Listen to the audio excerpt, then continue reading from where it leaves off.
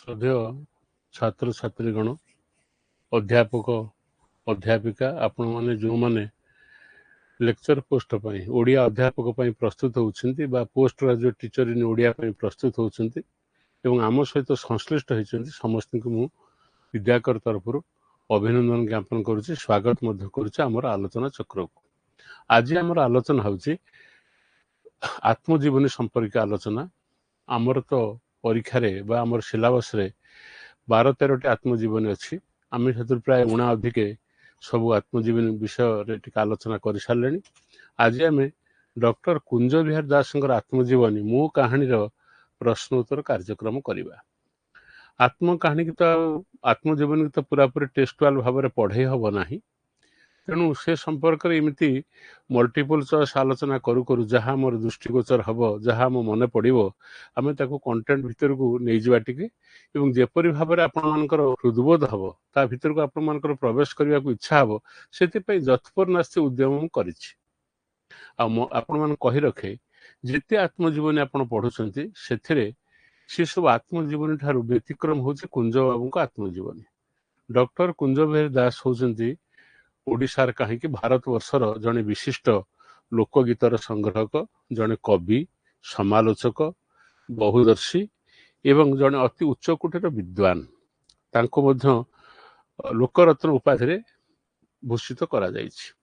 तेणु तांको आत्मजीवन रे घटना तो रही, घटना रहा स्वाभाविक, किंतु सेही घटना सहित तत्कालीन समाजर स्थिति, लोकतुंडर भाषा, ढग ढमाली एवं वचनिका एपरी भाव से खंजी देइछन जे आपण तांकर आत्मजीवनी पढ़िले से समय को आपन को फेरीजिबे। आमे जो सब कथा पढ़ुचे, काव्य कविता पढ़ुचे, पुराण पढ़ुचे, पुराण नहीं काव्य कविता पढ़ुचे, आत्मजीवनी पढ़ुचे, ये सब सचेतन प्रयास। शिक्षित व्यक्ति माने तांको जीवनर कथा को बा तांको जीवनर विशिष्ट कथा को जतेबेले रूप देइछंती सेतेबेले से हिच आत्मजीवनी। तांको कथा को जदि अन्य जने के रूप देला से होची जीवन, ऑटोबायोग्राफी एंड बायोग्राफी। जितेबेले स्रष्टा निज जीवनर कथा को रूपायित करे सी हुए आत्मजीवनी।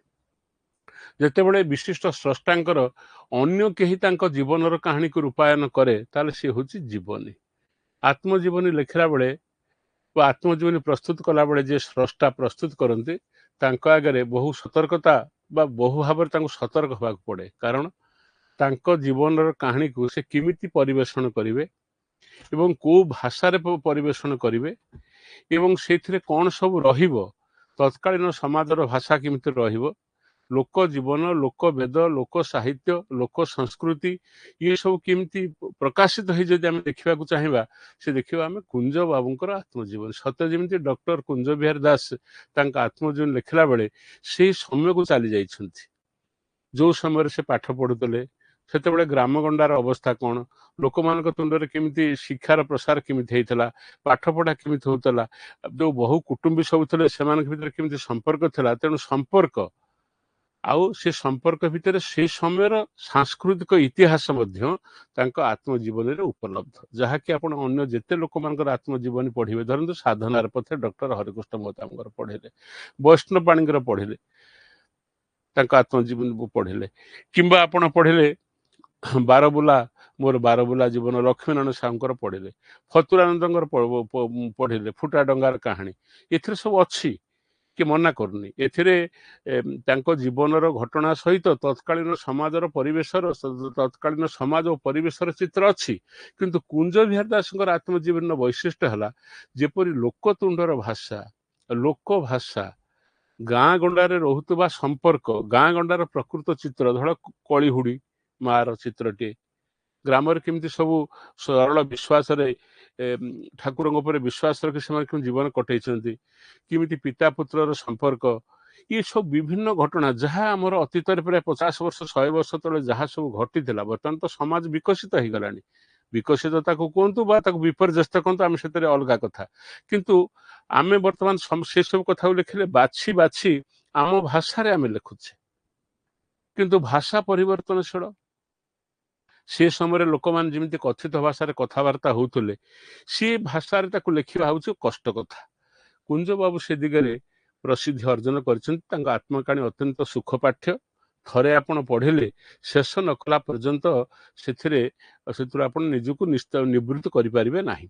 ସେଥିରେ ତାଙ୍କ ସଂଘର୍ଷ, ତାଙ୍କ ପାରିବାରିକ ସଂଘର୍ଷ, ପାରିବାରିକ ସ୍ଥିତି, ସେ ସମୟର ଚିତ୍ର, ଗାଁ ଗଣ୍ଡାର ଚିତ୍ର, ଲୋକତୁଣ୍ଡର ଭାଷା, ଢଗ ଢମାଳି ଏବଂ ତାଙ୍କର ଯେଉଁ ସଂଘର୍ଷମୟ ଜୀବନ। ଓଡ଼ିଆ ସାହିତ୍ୟରେ ସେ ସଂସ୍କୃତ ସାହିତ୍ୟରେ ବି MA ପଢ଼ିଛନ୍ତି, ଓଡ଼ିଆ ସାହିତ୍ୟରେ ସେ MA କରିଛନ୍ତି, ଶାନ୍ତିନିକେତନରେ ପ୍ରଫେସର ହେଇଛନ୍ତି, ଅତ୍ୟନ୍ତ ଯୋଗ୍ୟ ଲୋକ। ସେ କେମିତି ମଧ୍ୟ ବିଭିନ୍ନ ପ୍ରକାର ଯେଉଁ ପ୍ରଫେସନାଲ ହାଜାର୍ଡସ୍ ଅଛି, ଯେତେବେଳେ ଜଣେ ପ୍ରତିଭାଶାଳୀ ବ୍ୟକ୍ତି ଉପରକୁ ଉଠେ, ତା ନିଜ ଜୀବନର କଥା କୁହେ, ବହୁ ଲୋକ ତାର ବିରୋଧାଚରଣ କରିଥାନ୍ତି ଏବଂ ତା ଭିତରେ ସେ କେମିତି ସଂଘର୍ଷ କରି ଉପରକୁ ଉଠେ ତାର ଚିତ୍ର ମଧ୍ୟ ସେ ଦେଇଛନ୍ତି। ତେଣୁ ये आत्मजीवनटी आत्मकाहानीटी अत्यंत सुख प्रदान करिबा। आपनको पढ़िले आपन कहबे बईटी शेष न कले मु रहिबेनी। जिमिति आपनको पढ़िले आपन चली जिवे, मु जिमिति चली जाउछि 50 वर्ष तळकु 100 वर्ष तळकु, होय त आपन गले अनुभव न होई पारे, किंतु आमु सब पढ़ला बेले देखो जिमिति आम जीवनर कथा, आम समयर कथा, आम लोक माने सेतेबेले को भाषा रे व्यवहार करथुले, केमिति ढग ढमाड़ी सब थिला, कथारे ताको सब मेली दउथुले, ये सब चित्र मध्य आमे देखिବାକୁ पाइबा। तेणु यार सांस्कृतिक मूल्य अछि, ऐतिहासिक मूल्य अछि, भाषातात्विक मूल्य अछि एवं तार गोटे सर्वकालीन आवेदन अछि। एते सूक्ष्म भावरे निज जीवन एवं से देखिथिबा लोक मानकर से सुंदर चित्रण से करिसंती, अन्य माने समिति करि नाहंती। धरंतु फकीर मनकर आपण पढिबे आत्मजीवनी, सेतर आपण कोन देखिबे, माइन्यूट ऑब्जर्वेशन। धर गोटे चढ़ई उड़ी जाउछि, से कौन करिबे, ताको हम कहूँ विहंगम दृष्टि। से कौन करिवो, उड़ीगला जा ता आखिरे पड़ला। किंतु जने जदि तन्न करि देखिबो, सूक्ष्म विश्लेषण मानव चरित्रर, से समयर ज्ञाति कुटुंब परिजन मानकर से समय कथा मध्य देखिबो, ताले मोर विचार रे मो कहानी होउछि प्राय 50 वर्षर 100 वर्षर तत्कालीन समाजर एक निखुण चित्र एवं ताकू अत्यंत सुंदर भावरे, विश्वस्त भावरे ताकू कुंज बाबू रूपायित करिसंथि। आमे वर्तमान पढ़िबा, आलोचना करिबा एवं आम पाठक आसिबा। जो माने आपण मन अछंती, मु आपण खाली अनुप्रेरित करूछि, आपण माने आत्मजीवनी कुंज बाबूंकर पढ़ंतु एवं सेथरु जेतिक हेई पारिबो, सेतरे बहु प्रश्न हेई पारिबो, बहु दृष्टिकोण आलोचना हेई पारिबो, किंतु जो गुडिक गुरुत्वपूर्ण कथा, तांको परिवार, तांको पिला दिन, तांको शिक्षा समय तांकर शिक्षक मानकर तांको प्रति जो व्यवहार, किंबा जीवन में पाठ पढ़िया पई तांकर जो संघर्ष, ये सब कथार चित्र मिली पारिबो। जिबा आमे देखिबा डॉक्टर कुंज बिहारी दास तांको आत्मजीवनीर नाम कौन रखिथिले। एटा होछि साधनार पथे, मो बारबुला जीवन, मो कहानी, मो समयर ओडिशा। बेले बेले परीक्षक कौन करछन्ती, आपण देखिबे वर्षक तळे गोटे प्रश्नटे पड़िछि, कुंज बाबूंकर आत्मजीवनी आरंभ कला माने सेतरे गोटे कोटेशनटे प्रथमे अछि। से कोटेशनटे होछि कोन ना, जहार किंग साइज इगो नथिबो, राजकीय अहंकार जार नथिबो, से तार आत्मजीवनी लेखि पारिबो नाही। ता माने ता अर्थ होछि आत्मजीवनी होछि निजर बड़ीमा, निजर गौरव को अन्य आगे प्रदर्शन करिवार एक प्रयास। ये भलिया गोटे कोटेशनटे अछि कुंज बाबू देइछन्ती। 2 वर्ष तले परीक्षा रे पड़िला एई कोटेशनटा कहार आत्मजीवन अछि। 5-7 आत्मजीवन देदेला, गोटाए सेंटेंस से पकईदेला। तेणु बेले बेले परीक्षक मूलरू प्रश्न पचारिदेव, मझिरू पचारिदेव, शेष आड़क पचारिदेव। तेणु आम प्रश्न है, आम तो से सतर्क हो, प्रथम अध्याय जमी गोटे लोक खेल देखते प्रथम तो पढ़े काले प्रश्न होमती कर। कुंज बिहारी दास आत्मजीवन नाम कौन रखिते, गोटे है साधनार पथे, मो बारबुला जीवन, मो कहानी, मो समय ओडिशा। ये सब गुड़िक आमर कोर्स अच्छी। जो माने लेक्चर पाई प्रस्तुत होउछन्ती, आत्मजीवन जो 10-12 आत्मजीवन अच्छी, सी गुड़िक आ भितर अच्छी। ये आत्मजीवनी ना सब जो साधनार पथे आपको देछि मु काहेकि ना हमर आलोचना हो जाओ। आम यार मल्टीपल चॉइस आलोचना कला बेले कुंज बाबू कथा तो आलोचना करवा, टिके टिके मध्य अन्य मानकर कथा मध्य आमे आलोचना कर दे पारिबा। डॉक्टर कुंज बिहारी दास हूँ तालबेस हम, से दंत से लिखुन, तालबेस लिखुले। आत्मजीवनी नाम कौन रखिते, गोटे है साधनार पथे, मो बारबुला जीवन, मो कहानी, मो समय ओडिशा। ତାଙ୍କର ଆତ୍ମଜୀବନୀର ନାଁ ହେଉଛି ମୋ କାହାଣୀ। ଅପସନ୍ ସିଟା ହେଉଛି କରେକ୍ଟ। ତେବେ ମୁଁ ଏଠି ଖାଲି କହିଦିଏ, ସାଧନାର ପଥ ହେଉଛି ଡକ୍ଟର ହରେକୃଷ୍ଣ ମୋ ତାଙ୍କର ଆତ୍ମଜୀବନୀ ପ୍ରଜାତନ୍ତ୍ର ପ୍ରଚାର ସମିତିକୁ ପ୍ରକାଶ କରିଛି, 2 ଖଣ୍ଡରେ ପ୍ରକାଶିତ। ମୋ ବାରବୋଲା ଜୀବନ ହେଉଛି ଲକ୍ଷ୍ମୀନାରାୟଣ ସାହୁଙ୍କର। ମୋ କାହାଣୀ ହେଉଛି ଡକ୍ଟର କୁଞ୍ଜ ବିହାରୀ ଦାସଙ୍କର। ମୋ ସମୟରେ ଓଡ଼ିଶା ହେଉଛି କୃଷ୍ଣଚନ୍ଦ୍ର ପାଣିଗ୍ରାହୀଙ୍କର। ଏସବୁ ଆମର ଟେଷ୍ଟ ଅଛି, ଆମେ ତାକୁ ଆର ବର୍ଷ ପଢ଼େଇଛେ, ପିଡିଏଫରେ ପଢ଼େଇଲେ ଆପଣଙ୍କ ପାଖକୁ ଚାଲିଯିବ। ଯେଉଁଗୁଡ଼ାକ ଆର ବର୍ଷ ନ ହେଇଥିଲା ତାକୁ ମୁଁ କରଉଛି ଯତ୍ପର ଆସି ଚେଷ୍ଟା କରିବି, କାହିଁକିନା ଏତେ ବଡ଼ା ବହିଟାଏ। ସେ ବହିକି ପଢ଼ିଲେ ସିନା ଆପଣ ମଲ୍ଟିପଲ୍ ଚଏସ୍ କରିପାରିବେ। ବହି ପଢ଼ିବାକୁ ଗୋଟେ ଗୋଟେ ପ୍ରଶ୍ନ 100ଟି ପ୍ରଶ୍ନ କି 40ଟି ପ୍ରଶ୍ନ କରିବାକୁ 3-4 ଘଣ୍ଟା ଲାଗୁଛି, କାରଣ ଏ ତ ଆଉ ଟେଷ୍ଟ ପେପରରେ କୋଉଠି ନାହିଁ, ଗ୍ରାମାର କୋଉଠି ନାହିଁ, ଏଟା ଠିକ୍ କି ସେଟା ଠିକ୍ କରିଦେବ। ନିଜେ ପଢ଼ିବ, ପ୍ରଶ୍ନ ତିଆରି କରିବ, ଅପସନ୍ ତମେ ଖୋଜିକି ବାହାର କରିବ, ତାପରେ ଗୋଟିଏ ମଲ୍ଟିପୁଲ୍ କୋଶ୍ଚିନ୍ଟେ ହେବ, ମଲ୍ଟିପୁଲ୍ ଚଏସ୍ର ଗୋଟିଏ କୋଶ୍ଚିନ୍ ହେବ। ହେଲା, ସାଧନାର ପଥ ଦେଇଛି ମୋ ବାରବୁଲା ଜୀବନ, ମୋ କାହାଣୀ, ମୋ ସମୟର ଓଡ଼ିଶା। ଆମେ ତାହେଲେ ଦେଖିଲେ ତାଙ୍କର ଆତ୍ମଜୀବନ ନାଁ ହେଉଛି ମୋ କାହାଣୀ।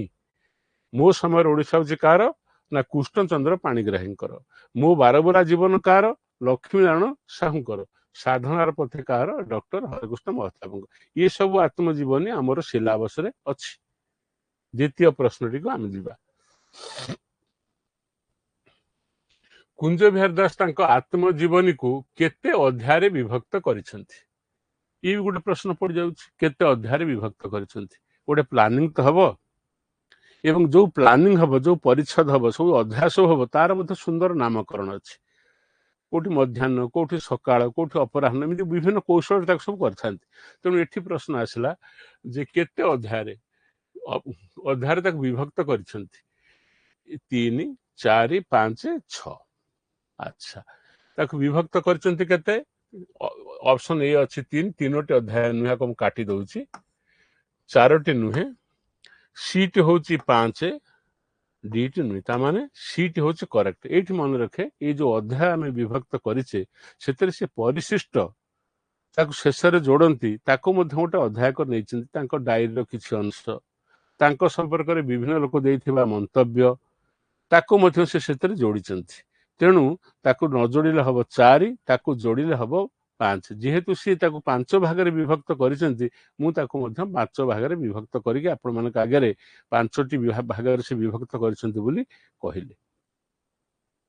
ଆଚ୍ଛା, ତୃତୀୟ ପ୍ରଶ୍ନକୁ ଦେଖିବା। ଆଉ ଗୋଟେ ପ୍ରଶ୍ନ, no one without a king size ego can,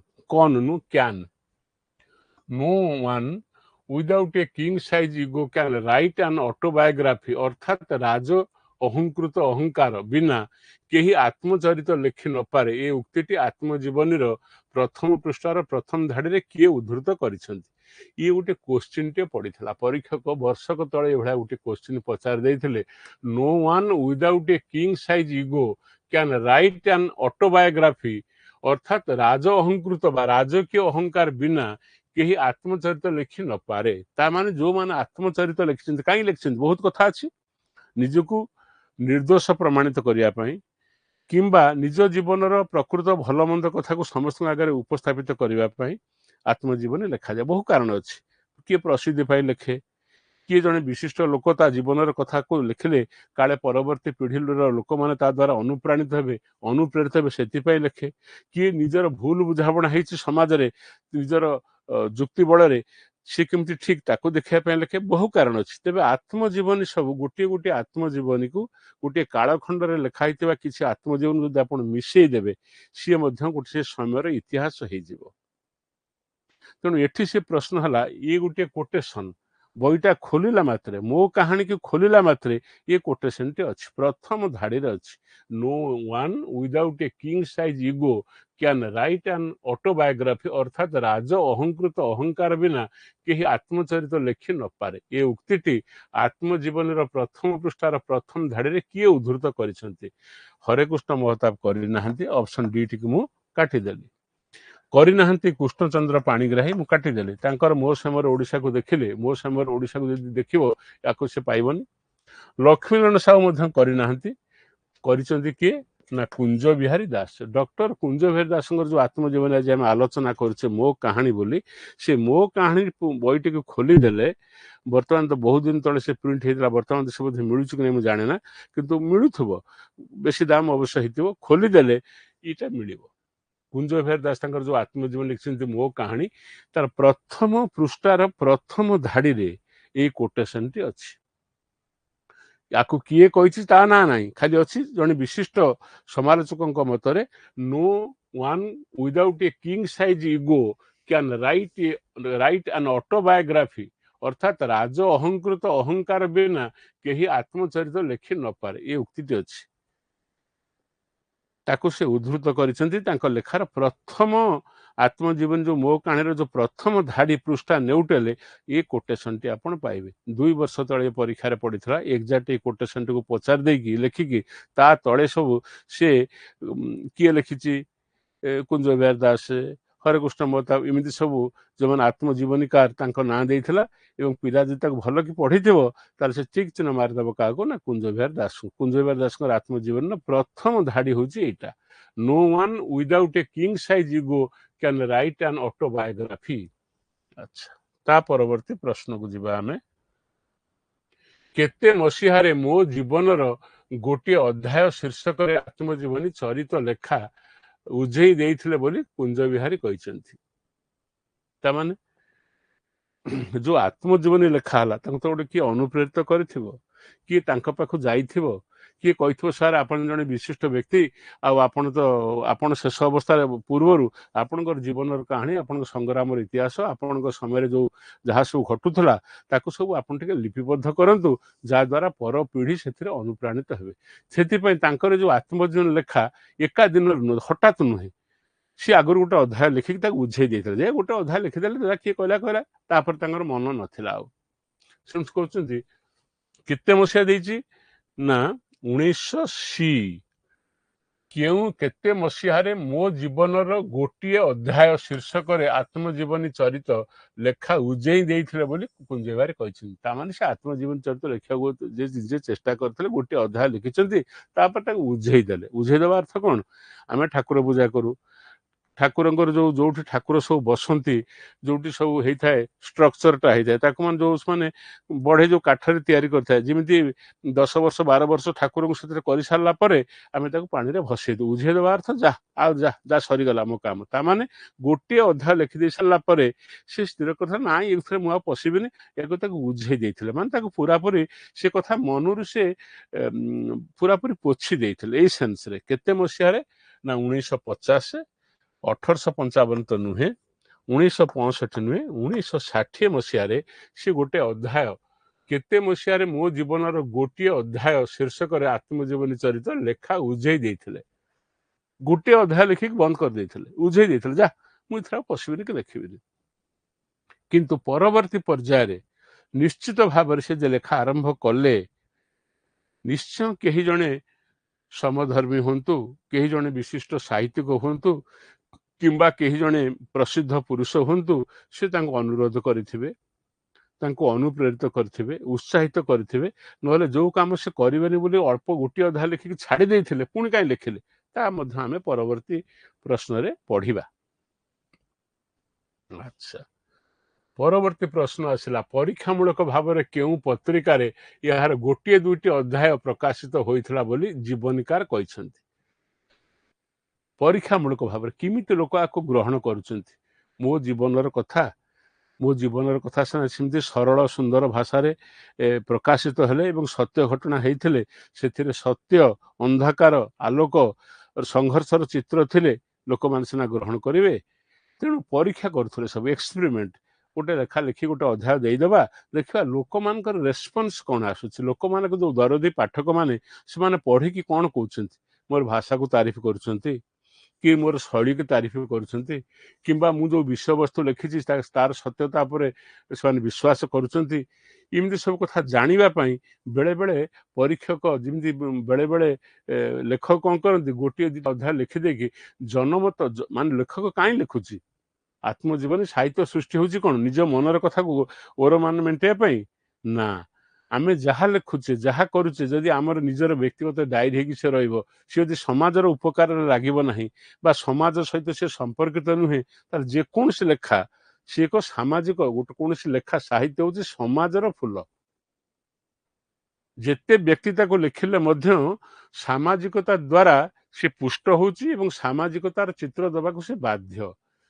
ତମେ ଆଇସୋଲେଟେଡ୍ ଭାବରେ ଏକା ବଞ୍ଚି ପାରିବ ନାହିଁ। ଜଣେ ଯଦି କହିବ ମୁଁ ଏକା ବଞ୍ଚିଛି, ମୁଁ କାହା କଥା ତାର ସେ ଯୋଉ ବଞ୍ଚିବାଟା, ଯେତେ ସେ ନିଜକୁ ଅନ୍ୟମାନଙ୍କଠୁ ଅଲଗା ଭାବରେ ଦେଖୁ ବା ବିଚାର କରୁ, କିନ୍ତୁ ସେ ବଞ୍ଚିବା ଭିତରେ ମଧ୍ୟ ସମାଜଟି ଅଛି। ତେଣୁ ସମାଜର ଲୋକମାନଙ୍କର ଜ୍ଞାତ ପାଇଁ, ସେମାନଙ୍କର ଜାଣିବା ପାଇଁ ଆମେ ସାହିତ୍ୟ ସୃଷ୍ଟି କରୁ। ଜଣେ ଯଦି କହିବ ମୁଁ ମୋ ମନକୁ ବୁଝେଇବା ପାଇଁ, ଆନନ୍ଦ ପାଇବା ପାଇଁ ମୁଁ ଲେଖୁଛି, ପ୍ରକାଶ କାହିଁ କରୁଛୁ? ପ୍ରକାଶ କରିବାର ପ୍ରକାଶିତ ହେଇସାରିଲା ପରେ ଗୋଟିଏ ସୃଷ୍ଟି ଖାଲି ସ୍ରଷ୍ଟାର ହେଇକି ରହେ ନାହିଁ। ମୁଁ ସେ ରୟାଲିଟି କଥା କହୁନି, ବହିଟା ବାହାରିଲେ କି କେତେ ପଇସା ପାଇବ ସେ କଥା ମୁଁ କହୁନି। ସୃଷ୍ଟି ପ୍ରକାଶିତ ହେଇଗଲା ପରେ ସେ ସାଧାରଣଙ୍କର ସମ୍ପଦ ହେଇଗଲା। ଲୋକ ତାପରେ ଆଲୋଚନା କରିବେ, ସମାଲୋଚନା କରିବେ, ଭଲ ମନ୍ଦ କଥା କହିବେ, ପ୍ରଶଂସା କରିବେ, ନିନ୍ଦା କରିବେ। ସେ ଲୋକ ସେ କୁହନ୍ତି ଲୋକାର୍ପଣ। ମୁଁ ବହିଟା ଲେଖିଲି ଆଜି ଲୋକାର୍ପଣ କରୁଛି, ତାମାନେ ମୋର ଯେଟା ନିଜର ସମ୍ପତ୍ତି ବୋଲି ଆକୁ ଭାବିକି ମୁଁ ଲେଖିଥିଲି, ଆଜି ସର୍ବସାଧାରଣଙ୍କ ପାଇଁ ମୁଁ ଆକୁ ଛାଡ଼ିଦେଲି, ଉତ୍ସର୍ଗ କଲି। ତେଣୁ ପ୍ରଶ୍ନ ହେଲା, ପରୀକ୍ଷାମୂଳକ ଭାବରେ କେଉଁ ପତ୍ରିକାରେ ଏହାର ଗୋଟିଏ ଦୁଇଟି ଅଧ୍ୟାୟ ପ୍ରକାଶିତ ହୋଇଥିଲା ବୋଲି ଜୀବନୀକାର କହିଛନ୍ତି? ସେତେବେଳେ କେଉଁ ପତ୍ରିକା ଥିଲା ନା ଝଙ୍କାର, ଉତ୍କଳ ସାହିତ୍ୟ, ଡଗର, ସହକାର। ସହକାର ହଉଛି ଲକ୍ଷ୍ମୀନାରାୟଣ ସାହୁଙ୍କ କଥା ମନେ ପକା, ଡଗର ହଉଛି ଫତୁରାନନ୍ଦଙ୍କ କଥା ମନେ ପକା, ଉତ୍କଳ ସାହିତ୍ୟ ହଉଛି ବିଶ୍ୱନାଥଙ୍କର, ଝଙ୍କାର ହଉଛି ହରେକୃଷ୍ଣ ମହତାବ। ତେଣୁ ଏଇଥିରେ ସେ ପ୍ରକାଶିତ ହଉଥିଲା, ଝଙ୍କାରରେ ନୁହେଁ। ଉତ୍କଳ ସାହିତ୍ୟରେ ବି ନୁହେଁ, ପ୍ରକାଶିତ ହଉଥିଲା ଡଗର। ଡଗର ଗୋଟେ ପତ୍ରିକା ଥିଲା, ଯାହାକୁ କିଏ କାନ୍ତକବି ଲକ୍ଷ୍ମୀକାନ୍ତ ମହାପାତ୍ର, ନିତ୍ୟାନନ୍ଦ ମହାପାତ୍ର, ତାପରେ ଫତୁରାନନ୍ଦ, ଏମାନେ ସବୁ ପ୍ରତିଷ୍ଠା କରିଥିଲେ। ତେଣୁ ଡଗର ପତ୍ରିକାରେ ତାଙ୍କର ଗୋଟିଏ ଦୁଇଟି ଅଧ୍ୟାୟ ପ୍ରକାଶିତ ହେଇଥିଲା ବୋଲି ଜୀବନୀକାର କହିଛନ୍ତି।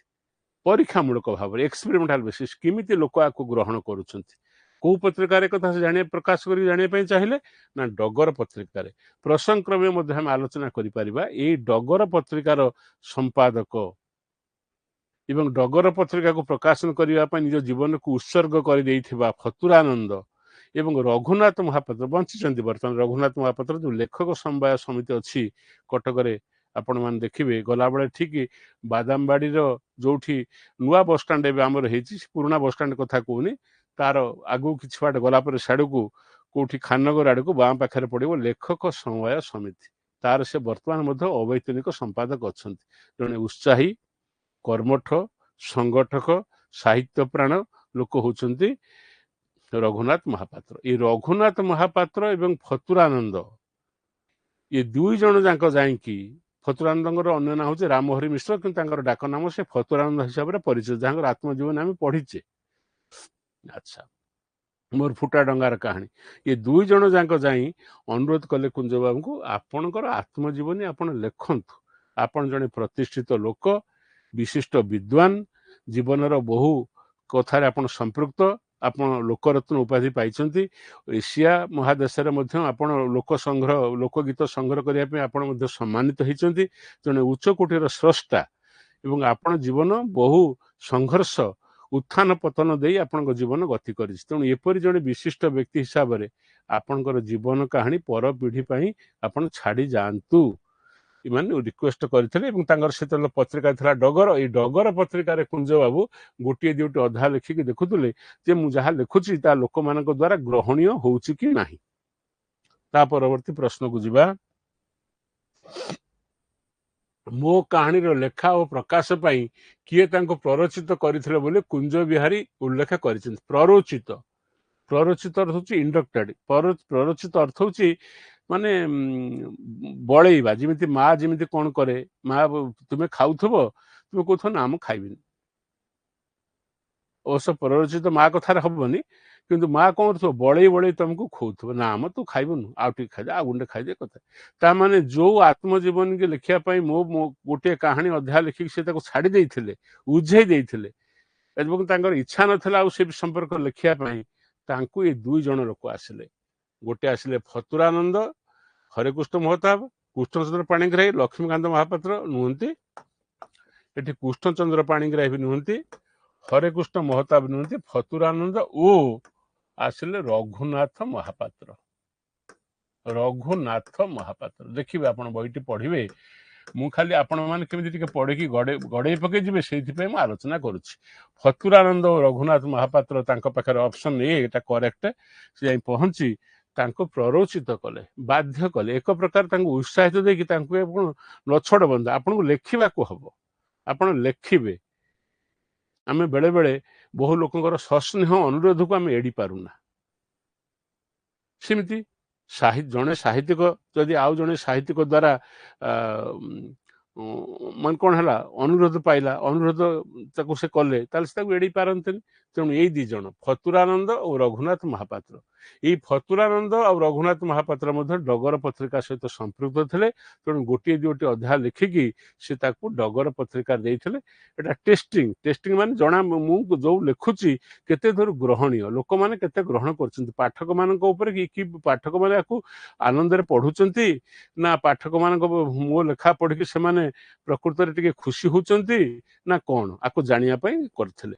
ତାଙ୍କୁ ସେଠି ପ୍ରରୋଚିତ କରିଥିଲେ, ଅନୁପ୍ରେରିତ କରିଥିଲେ କିଏ, ନା ଫତୁରାନନ୍ଦ ଓ ରଘୁନାଥ ମହାପାତ୍ର। ଫତୁରାନନ୍ଦ ଗଲେଣି, ରଘୁନାଥ ବାବୁ ଏପର୍ଯ୍ୟନ୍ତ ଅଛନ୍ତି।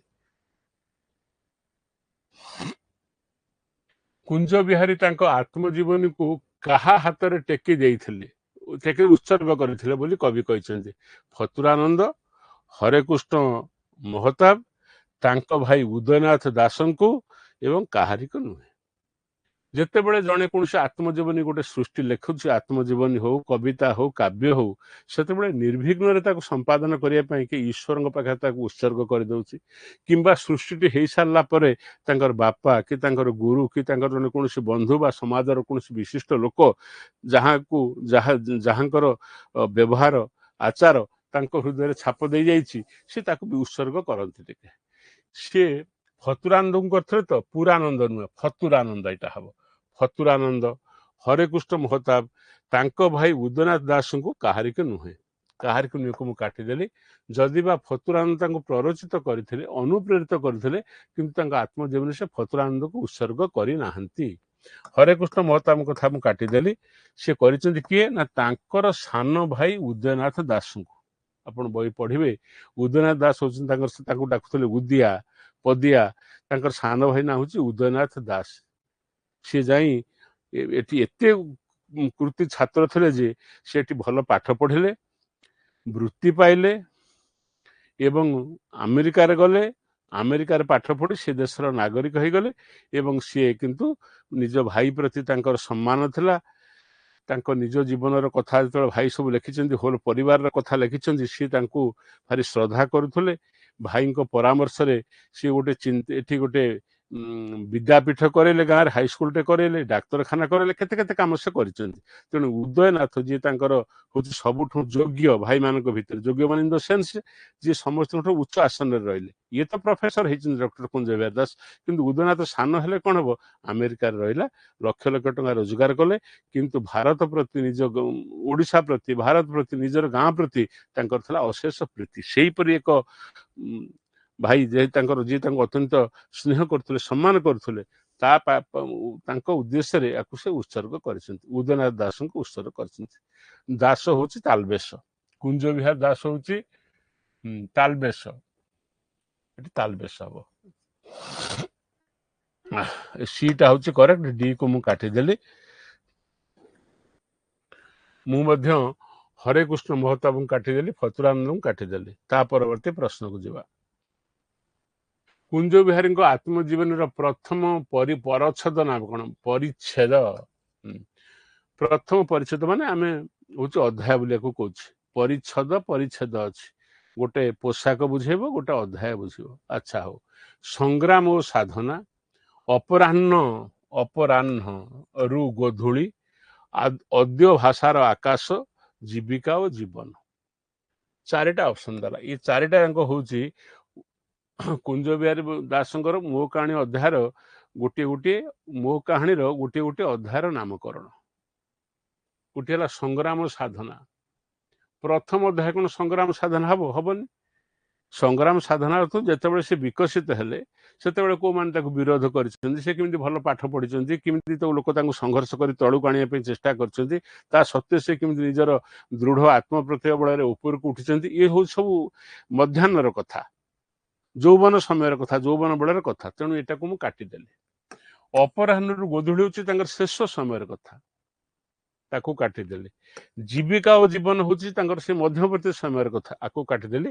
ଆଦ୍ୟ ଭାଷାର ଆକାଶ ହଉଛି ତାଙ୍କର ପ୍ରଥମ ଜୀବନର ପ୍ରଥମ ପରିଚ୍ଛେଦର ନାମ। କୁଞ୍ଜ ବିହାରୀଙ୍କ ଆତ୍ମଜୀବନୀର ପ୍ରଥମ ପରିଚ୍ଛେଦର ନାମ କଣ ପ୍ରଥମ ପଚାରି ଦେଇପାରେ, ତେଣୁ ମୁଁ ତା ନାଁଟା ଦେଇଦେଇଛି। ଆଚ୍ଛା,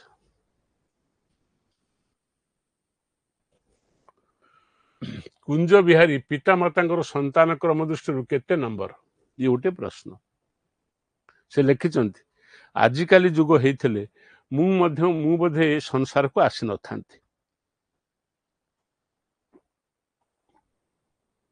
କାହିଁକି କଥା ଲେଖିଛନ୍ତି? ଏବେ କଣ ହଉଛି, ଏବେ ସ୍ଲୋଗାନ କଣ? ଆମେ ଦୁଇ ଆମର ଦୁଇ, କିମ୍ବା ଆହୁରି ସ୍ଲୋଗାନ ହେଇଗଲାଣି, ଆମେ ଦୁଇ ଆମର କିଛି ନାହିଁ। ଆମେ ସଂସାରକୁ ଆସିଛେ, ବାନ୍ଧି ହେଲେ, ସଂସାର କଲେ, ଗୋଟେ ପୁରୁଷ ଗୋଟେ ସ୍ତ୍ରୀ ବାନ୍ଧି ହେଲା, ସିଏ ଆଉ ସନ୍ତାନ ସନ୍ତତି କରିବାକୁ ଚାହୁଁନି, ତାକୁ କୁହାଯାଉଛି ମାଇକ୍ରୋ ଫ୍ୟାମିଲି। ସେ କିଛି ନାହିଁ, ଆମେ ହସୁ ଖୁସି କରି ଖାଇ ପିଇ ଏ ସଂସାର ଉଡ଼ିଯିବା। ଇଏ ଗୋଟେ ପ୍ରକାର ଚିନ୍ତାଧାରାରେ ଲୋକ ସନ୍ତାନ ସନ୍ତତି କରିବା ପାଇଁ ଚାହୁଁନାହାନ୍ତି। ଆଉ ଗୋଟେ ହେଇଛି କଣ, କାଳେ ସନ୍ତାନ ମାନଙ୍କ ସଂଖ୍ୟା ଅଧିକ ହେଲେ ଦେଶର ଯୋଉ ଅଛି ସମ୍ବଳ ତାର ସୁଷମ ବଣ୍ଟନ ହେଇପାରିବ ନାହିଁ, ଦାରିଦ୍ର୍ୟ ଘଟିବ। 5 ଜଣ ଲୋକଙ୍କ ପାଇଁ ମୋର ରୋଜଗାର ହଉଛି 10 ଟଙ୍କା, 2 ଜଣ ପିଲା ହେଲେ 5 ଟଙ୍କା ଆମେ ଖାଇପାରିବେ। ମୋର ଯଦି 20 ଜଣ ପିଲା ହେଲେ ସେମାନେ ଉପବାସ ରହିବେ। ତେଣୁ ସମାଜର ସୁଷମ ବଣ୍ଟନ ପାଇଁ, ସମାଜ ନୁହେଁ, ସମ୍ବଳର ସୁଷମ ବଣ୍ଟନ ପାଇଁ ସରକାର ମଧ୍ୟ ବ୍ୟକ୍ତିଗତ ଯୋଉ ଅଭିପ୍ସା, ବ୍ୟକ୍ତିଗତ ଯୋଉ ଇଚ୍ଛା ତା ଉପରେ ନିୟନ୍ତ୍ରଣ କରିଥିଲା, ତାକୁ କୁହାଯାଉଥିଲା ଜନ୍ମ ନିୟନ୍ତ୍ରଣ। ପୁରୁଷମାନେ ଅପରେସନ ହଉଥିଲେ, ସ୍ତ୍ରୀ ମାନଙ୍କୁ ଅପରେସନ କରାଯାଉଥିଲା। ଯୋଉମାନେ ଜନ୍ମ ନିୟନ୍ତ୍ରଣ କରିବେ ସେମାନେ ଇନକ୍ରିମେଣ୍ଟ ପାଉଥିଲେ ସରକାରୀ ଚାକିରି କ୍ଷେତ୍ରରେ। କେତେ ପଦକ୍ଷେପ ଗ୍ରହଣ କରାଯାଇଥିଲା। ବର୍ତ୍ତମାନ ଚୀନକୁ ଟପି ଯାଇଛି ଭାରତ ବର୍ଷର ଲୋକ ସଂଖ୍ୟା ଟପିଲାଣି। ଯେତେ ଲୋକ ସଂଖ୍ୟା ବଢିବ ସେତେ ଦେଶର ଯୋଉ ସମ୍ବଳର ଯୋଉ ବଣ୍ଟନ କ୍ଷେତ୍ରରେ ସେତେ ବୈଷମ୍ୟ ସୃଷ୍ଟି ହବ। ତେଣୁ ସଂଯତ ପରିବାର, ସଂହତ ପରିବାର ହଉଛି ବର୍ତ୍ତମାନ ଯୁଗର ଲକ୍ଷଣ। ଆମେ ଦୁଇ ଆମର ଦୁଇ, କିନ୍ତୁ ଇଥିଲେ ତାଙ୍କର 6ଟି ସନ୍ତାନ, ମାନେ କୁଞ୍ଜ ବିହାରୀ ଏବଂ ବାପାଙ୍କର ତାଙ୍କର ଯୋଉ ସନ୍ତାନ ସଂଖ୍ୟା ଥିଲା 6ଟି। ସେଇଥିପାଇଁ ସେ ଲେଖିଛନ୍ତି, ବର୍ତ୍ତମାନ ସମୟ ହେଇଥିଲେ ମୁଁ ବୋଧେ ସଂସାରକୁ ଆସିନଥାନ୍ତି। ବାପା ମା ସତର୍କ ହେଇଥାନ୍ତେ। ଆଉ ପିଲା, କାରଣ ବାପ ଆଉ ମା ଏମାନଙ୍କର ସହମତିରେ ତ ସନ୍ତାନ ସୃଷ୍ଟି ହେବାର ସମ୍ଭାବନା।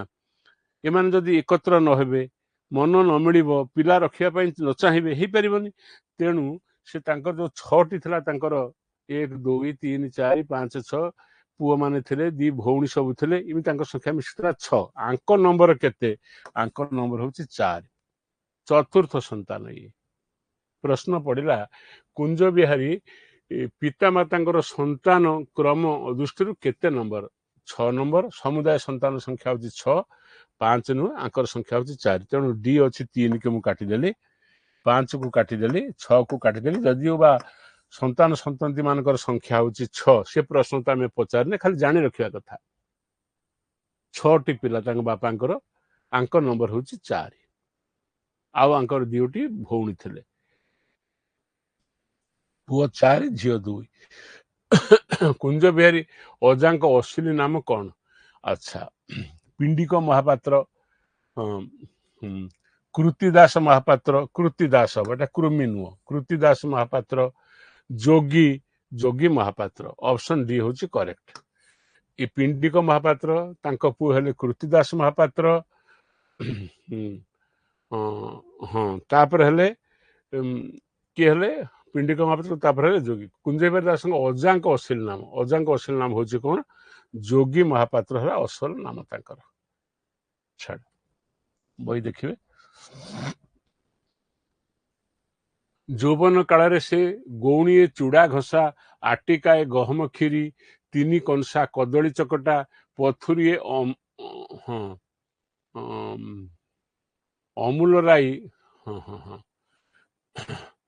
ଯୌବନ କାଳରେ ସେ ଗଉଣିଏ ଚୁଡ଼ା ଘଷା, ଆଟିକାଏ ଗହମ କ୍ଷୀରି, 3 କଂସା କଦଳୀ ଚକଟା, ପଥୁରୀ ଆମ୍ବୁଲ ହବ, ଆମୁଲ ହେଇଛି ଆମ୍ବୁଲ ହବ, ଆମ୍ବୁଲ ରାଇ ଅକ୍ଲେଶରେ ପାର କରି ଦେଉଥିଲେ। ଏକଥା କାହା ଉଦ୍ଦେଶ୍ୟରେ ଆତ୍ମଜୀବନୀରେ କୁହାଯାଇଛି? ସେ ସମୟରେ ଯୋଉମାନେ ସବୁ ବ୍ରାହ୍ମଣ ପରିବାରରେ ଥିଲେ, ବ୍ରାହ୍ମଣ ସବୁ ଥିଲେ, ଦହି ଚୁଡ଼ା ଖାଇବାକୁ ଯାଉଥିଲେ, ସେମାନେ ତ ଆମମାନଙ୍କ ପରି ତ ଜଙ୍କ ଫୁଡ ସବୁ ଖାଉନଥିଲେ। ସେ ସମୟରେ ଚୁଡ଼ା ଘଷା ଖାଉଥିଲେ, ଚୁଡ଼ା ଖାଉଥିଲେ, ପଖାଳ ଭାତ ଖାଉଥିଲେ, ଯାହା ଖାଉଥିଲେ ସେମାନେ ସେଇ ଖାଦ୍ୟ, ତାଙ୍କର ଏତେ ପ୍ରକାର ଚାହା ଖାଇବା, ବିସ୍କୁଟ ଖାଇବା, ଜଳଖିଆ ଖାଇବା, ଟିଫିନ ଖାଇବା, ଜଙ୍କ ଫୁଡ ଖାଇବା ଏସବୁ ନଥିଲା। ତେଣୁ ତାଙ୍କର ଯୋଉ ପଦାର୍ଥଟି ଖାଉଥିଲେ ସେ ବିଶେଷ ଭଲ ଭାବରେ ତାକୁ ଖାଉଥିଲେ। ସେ କହିଛନ୍ତି ସେ ଯୌବନ କାଳରେ ସେ ଗଉଣିଏ ଚୁଡ଼ା ଘଷା, ଗଉଣିଏ ଚୁଡ଼ା ଘଷା ଗଉଣିଏ, ଆଚ୍ଛା, ଆଟିକାଏ ଗହମ କ୍ଷୀରି, 3 କଂସା କଦଳୀ ଚକଟା, ପଥୁରିଏ ଆମ୍ବୁଲ ରାଇ, ଅମ୍ବୁଲ ନୁହଁ ଆମ୍ବୁଲ ସେଟା ହବ, ଆମ୍ବୁଲ ରାଇ ଅକ୍ଲେଶରେ ପାର କରି ଦେଉଥିଲେ। ଏକଥା କାହା ଉଦ୍ଦେଶ୍ୟରେ ଆତ୍ମଜୀବନରେ କୁହାଯାଇଛି? କୁଞ୍ଜ ବିହାରୀ ଦାସ କେବଳ ତାଙ୍କ ନିଜ କଥାଟି କହିନାହାନ୍ତି, ତାଙ୍କ ପରିବାରର, ତାଙ୍କ ମାମୁଁ ଘର, ତାଙ୍କର ଅଜା ଘର, ଏ ସବୁ ବିଷୟ କଥା ସେ ସେଥିରେ ବର୍ଣ୍ଣନା କରିଛନ୍ତି। ସେ ତାଙ୍କୁ ସବୁ ଦେଖିଥିଲେ, ସେମାନେ କେମିତି ସବୁ ମର୍ଦ୍ଦ ଥିଲେ, କେମିତି ସେମାନେ ସବୁ ଚାଷବାସ କରୁଥିଲେ, କି ଦହି ଚୁଡ଼ା, ବ୍ରାହ୍ମଣ ମାନଙ୍କର ଦହି ଚୁଡ଼ା ଖାଇବାକୁ ସେମାନେ ଯାଉଥିଲେ, ଚୁଡ଼ା ଘଷା କେମିତି ଖାଉଥିଲେ। ତେଣୁ ସେ ସମୟର ଚିତ୍ର ସେ ପଚାରୁଛନ୍ତି କିଏ ଆଗକୁ ଅକ୍ଲେଶରେ ପାର କରିଦଉଥିଲେ, ପାର କର ଡଙ୍ଗା ପାର କରିଦେବା ତ ଅକ୍ଲେଶରେ ତାକୁ ଭୋଜନ କରିଦଉଥିଲେ, ବିନା କଷ୍ଟରେ ଆକୁ ପାର କରିଦଉଥିଲେ, ଆକୁ ଖାଇଦେଇକି ହଜମ କରିଦଉଥିଲେ। ଏଇ ସେନ୍ସରେ ଲେଖା ହେଇଛି। ଯୌବନ କାଳରେ ସେ ଗଉଣିଏ ଚୁଡ଼ା ଘଷା, ଆଟିକାଏ ଗହମ କ୍ଷୀରି, 3 କଂସା କଦଳୀ ଚକଟା, ପଥୁରୀ ଆମ୍ବୁଲ ରାଇ ଅକ୍ଲେଶରେ ପାର କରି ଦେଇଥିଲେ। ଏକଥା କାହା ଉଦ୍ଦେଶ୍ୟରେ ଆତ୍ମଜୀବନରେ କୁହାଯାଇଛି? ତାଙ୍କ ମାମୁଁ ହଉଛି ଧ୍ରୁବଚରଣ ମହାପାତ୍ର। ତାଙ୍କ ମାମୁଁ, ନନା ଅର୍ଥ ବାପା, ପିଣ୍ଡିକି ମହାପାତ୍ର ନୁହନ୍ତି, କୃତିଦାସ ମହାପାତ୍ର ନୁହନ୍ତି, ମୁଁ ସି କୁ କାଟିଦେଲି, ଡି କି କାଟିଦେଲି, ତାଙ୍କ ବାପାଙ୍କ କଥା କହିଛନ୍ତି, ତାଙ୍କ ମାମୁଙ୍କ କଥା ସେ କହିଛନ୍ତି। ତାଙ୍କ ମାମୁଁ ହଉଛନ୍ତି ଧ୍ରୁବ ମହାପାତ୍ର। ସିଏ ତାଙ୍କର ଯୌବନ ସମୟରେ ଏଇଭଳିଆ ଖାଉଥିଲେ। ତେଣୁ ସେ ସମୟରେ ବ୍ରାହ୍ମଣ ପରିବାରର ଯୋଉ ଭୋଜନ କଥା, କେମିତି ସେମାନେ ଖାଉଥିଲେ, ତାଙ୍କର ଖାଦ୍ୟ କଣ, ତାଙ୍କ ରୁଚି କଣ, ଇତ୍ୟାଦି ଇତ୍ୟାଦି କଥାର ଚିତ୍ର ମଧ୍ୟ ଆମେ ପାଉଛେ। ମାନେ ତତ୍କାଳୀନ ସମାଜର ଯୋଉ ଆଚାର, ଖାଦ୍ୟ ହଉ, ପୋଷାକ ହଉ, ଗ୍ରାହସ୍ଥ ଜୀବନ ହଉ, ସଂସାର ଜୀବନ ହଉ, ଏ ସବୁ କଥାର ଚିତ୍ର ତାଙ୍କ ଆତ୍ମଜୀବନରେ ଉପଲବ୍ଧ।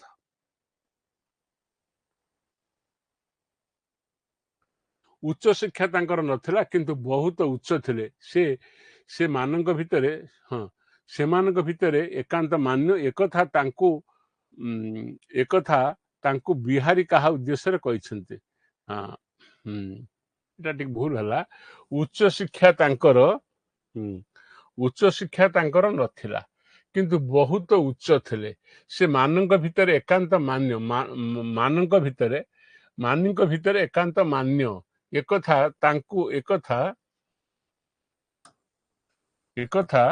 କୁଞ୍ଜ ବିହାରୀ ହବ। ଏଇଟା ଲେଖାରେ ଟିକେ ଏପଟ ସେପଟ ହେଇଯାଇଛି, ଯେ ଟାଇପ କଲା ଭଳିଆ।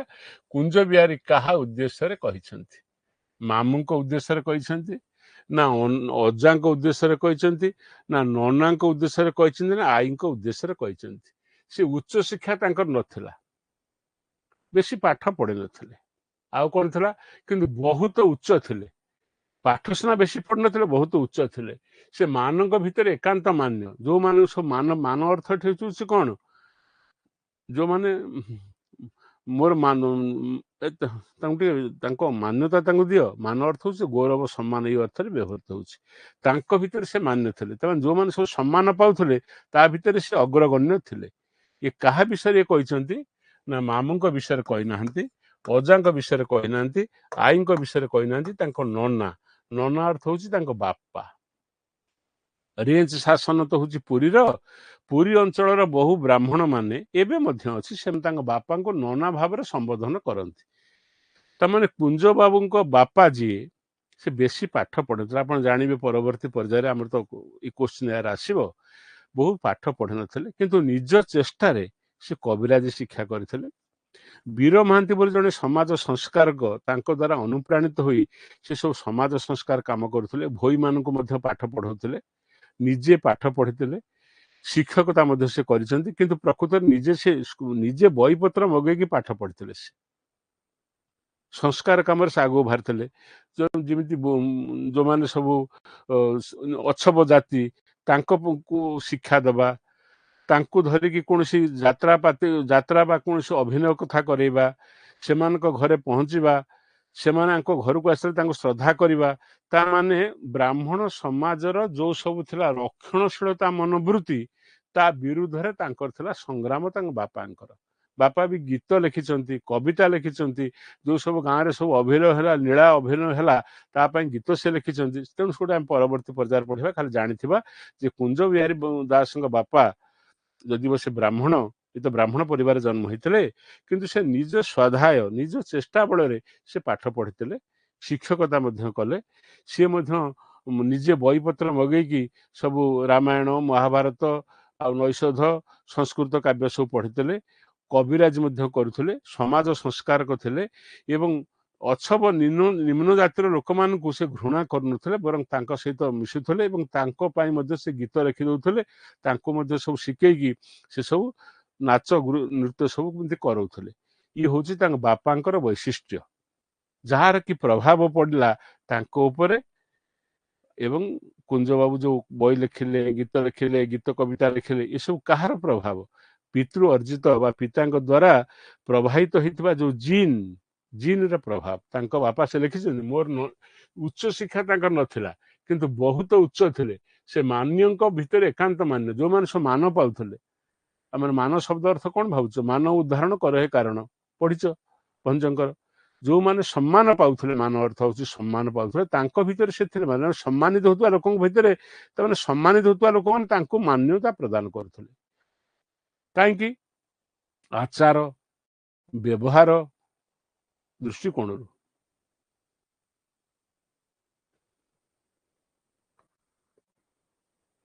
ବ୍ରାହ୍ମଣ ଶାସନକୁ ସେମାନେ ହୋଇଥିଲେ କଟାସ ମହାବଳ, ପ୍ରାଣେ ପ୍ରାଣେ ଆତଙ୍କ, କେଉଁମାନଙ୍କ ଉଦ୍ଦେଶ୍ୟରେ ଏକଥା କୁହାଯାଇଛି। ବ୍ରାହ୍ମଣ ଶାସନକୁ ସେମାନେ ହୋଇଥିଲେ କଟାସ ମହାବଳ, ପ୍ରାଣେ ପ୍ରାଣେ ଆତଙ୍କ, କେଉଁମାନଙ୍କ ଉଦ୍ଦେଶ୍ୟରେ ଏକଥା କୁହାଯାଇଛି। ପୁଲିସ, ବ୍ରିଟିଶ ରାଜ କର୍ମଚାରୀ, ଗଡ଼ପଦନପୁରର ଖଣ୍ଡାୟତ, କେଉଁମାନେ ନୁହନ୍ତି। ଆଚ୍ଛା, ସେତେବେଳେ କଣ ହଉଥିଲା ନା ବ୍ରାହ୍ମଣ ଏବଂ ଖଣ୍ଡାୟତ, ଯାହାର ବ୍ରିଟିଶ ସରକାର ଶାସନ କରୁଥିଲେ।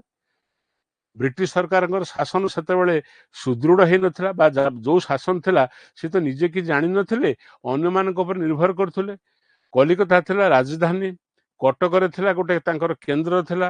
ତେଣୁ ଯୋଉମାନେ ବଳଶାଳୀ ଲୋକ ସମାଜରେ, ଯୋଉମାନେ ବଳଶାଳୀ ଖଣ୍ଡାୟତ ମାନେ, ସେମାନେ ଅନ୍ୟମାନଙ୍କୁ ହଇରାଣ କରୁଥିଲେ, ତାଙ୍କର ଜମିବାଡି ସବୁ ନେଇଯାଉଥିଲେ।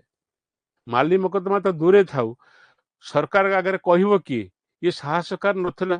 ତେଣୁ କେତେକ ଖଣ୍ଡାୟତ ଶ୍ରେଣୀର ଲୋକ ବା ଖଣ୍ଡାୟତ ମାନେ, ସେମାନେ ସହଜରେ ସେ ବ୍ରାହ୍ମଣ ହୁଅନ୍ତୁ, ଚାଷୀ ହୁଅନ୍ତୁ, ଅଲଗା ସମ୍ପ୍ରଦାୟର ଲୋକ ହୁଅନ୍ତୁ, ତାଙ୍କର ଜମି ବାଡି, ଘର ଦ୍ୱାର, ସମ୍ପତ୍ତି ସେମାନେ ଜୋର ଜବରଦସ୍ତ କରିକି ହଉଥିଲେ। କେମିତି କାହା ଭଳିଆ ନା ବ୍ରାହ୍ମଣ ଶାସନକୁ ସେମାନେ ହୋଇଥିଲେ କଟାସ ମହାବଳ, ପାଶେ ପ୍ରାଣେ ଆତଙ୍କ। ଆଚ୍ଛା, କଟାସ ଯୋଉ ଥିଲେ, କଟାସ ଯେମିତି ସବୁ ଆତଙ୍କ ଆଣେ, କଟାସ ଦେଖିଥିବ, କଟାସ ଆମର ଯୋଉ ସବୁ ବିରାଡି ଫିରାଡି କଟାସ ଜାତୀୟ, ସେମାନେ ଆତଙ୍କ, ତାଙ୍କୁ ଦେଖିଲେ ସବୁ ପଳେଇ ଯାଆନ୍ତି। ସେମିତି ସେଇ କ୍ଷତ୍ରିୟ ମାନେ, ଇଏ ଯୋଉ ରେଞ୍ଜ ଶାସନରେ ତାଙ୍କର ଜନ୍ମ ହେଇଥିଲା, ଇଏ ବ୍ରାହ୍ମଣ ପରିବାର ଥିଲା, ସେଥିରେ ମଧ୍ୟ ବ୍ରାହ୍ମଣ ମାନେ ରହୁଥିଲେ, ଖଣ୍ଡାୟତ ମାନେ ରହୁଥିଲେ। ତେଣୁ ଖଣ୍ଡାୟତ ମାନେ ଏ ବ୍ରାହ୍ମଣ ଶାସନଙ୍କ ପାଇଁ ଥିଲେ ବିପଦର କାରଣ। ସେମାନେ ଜୋର ଜବରଦସ୍ତି କରି ଆଙ୍କୁ ସବୁ, ଆଙ୍କ ଜମି ବାଡି, ଘର ଦ୍ୱାର, ଆକୁ ସବୁ ଅଧିକାର କରୁଥିଲେ। ଆଇନ ତା ବାଟରେ, ରୁଲ ଅଫ ଲ ନଥିଲା। ଆଇନକୁ ନବ କିଏ? ବ୍ରିଟିଶ ସରକାରଙ୍କ ପାଖରେ କହିବ କିଏ? ଜୋର ଯାର ମୁଲକ ତାର, ସେଇଭଳିଆ ଅବସ୍ଥାରେ ଥିଲେ। କିନ୍ତୁ କ୍ରମେ କ୍ରମେ ରେଞ୍ଜ ଶାସନ ବ୍ରାହ୍ମଣ ମାନେ ସମସ୍ତେ ଏକାଠି ହେଇ ସେମାନଙ୍କୁ ବାଧା ଦେଲେ ଏବଂ ସେଇ ଏକାଠି ହେବା ପାଇଁ କୁଞ୍ଜ ବାବୁଙ୍କ ବାପା ମଧ୍ୟ ପ୍ରମୁଖ ଭୂମିକା ଗ୍ରହଣ କରିଥିଲେ। ପଢିବା ପରେ ଦେଖିବା। ତେଣୁ ଗଡ଼ପଦନପୁରର ଖଣ୍ଡାୟତ, ଗଡ଼ପଦନପୁର କିଏ ନା ସେଇଠି ପାଖରେ ଥିବା, ଏ ଯୋଉ ରେଞ୍ଜ ଶାସନରେ ରହୁଥିଲେ ତା ପାଖରେ ଗୋଟେ ଗାଁ ଥିଲା ଗଡ଼ପଦନପୁରର ଖଣ୍ଡାୟତ।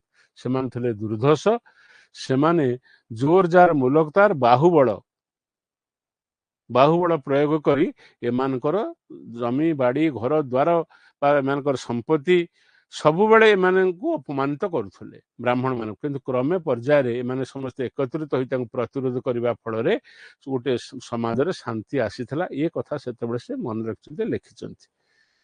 ଅପସନ ସି ହଉଛି କରେକ୍ଟ।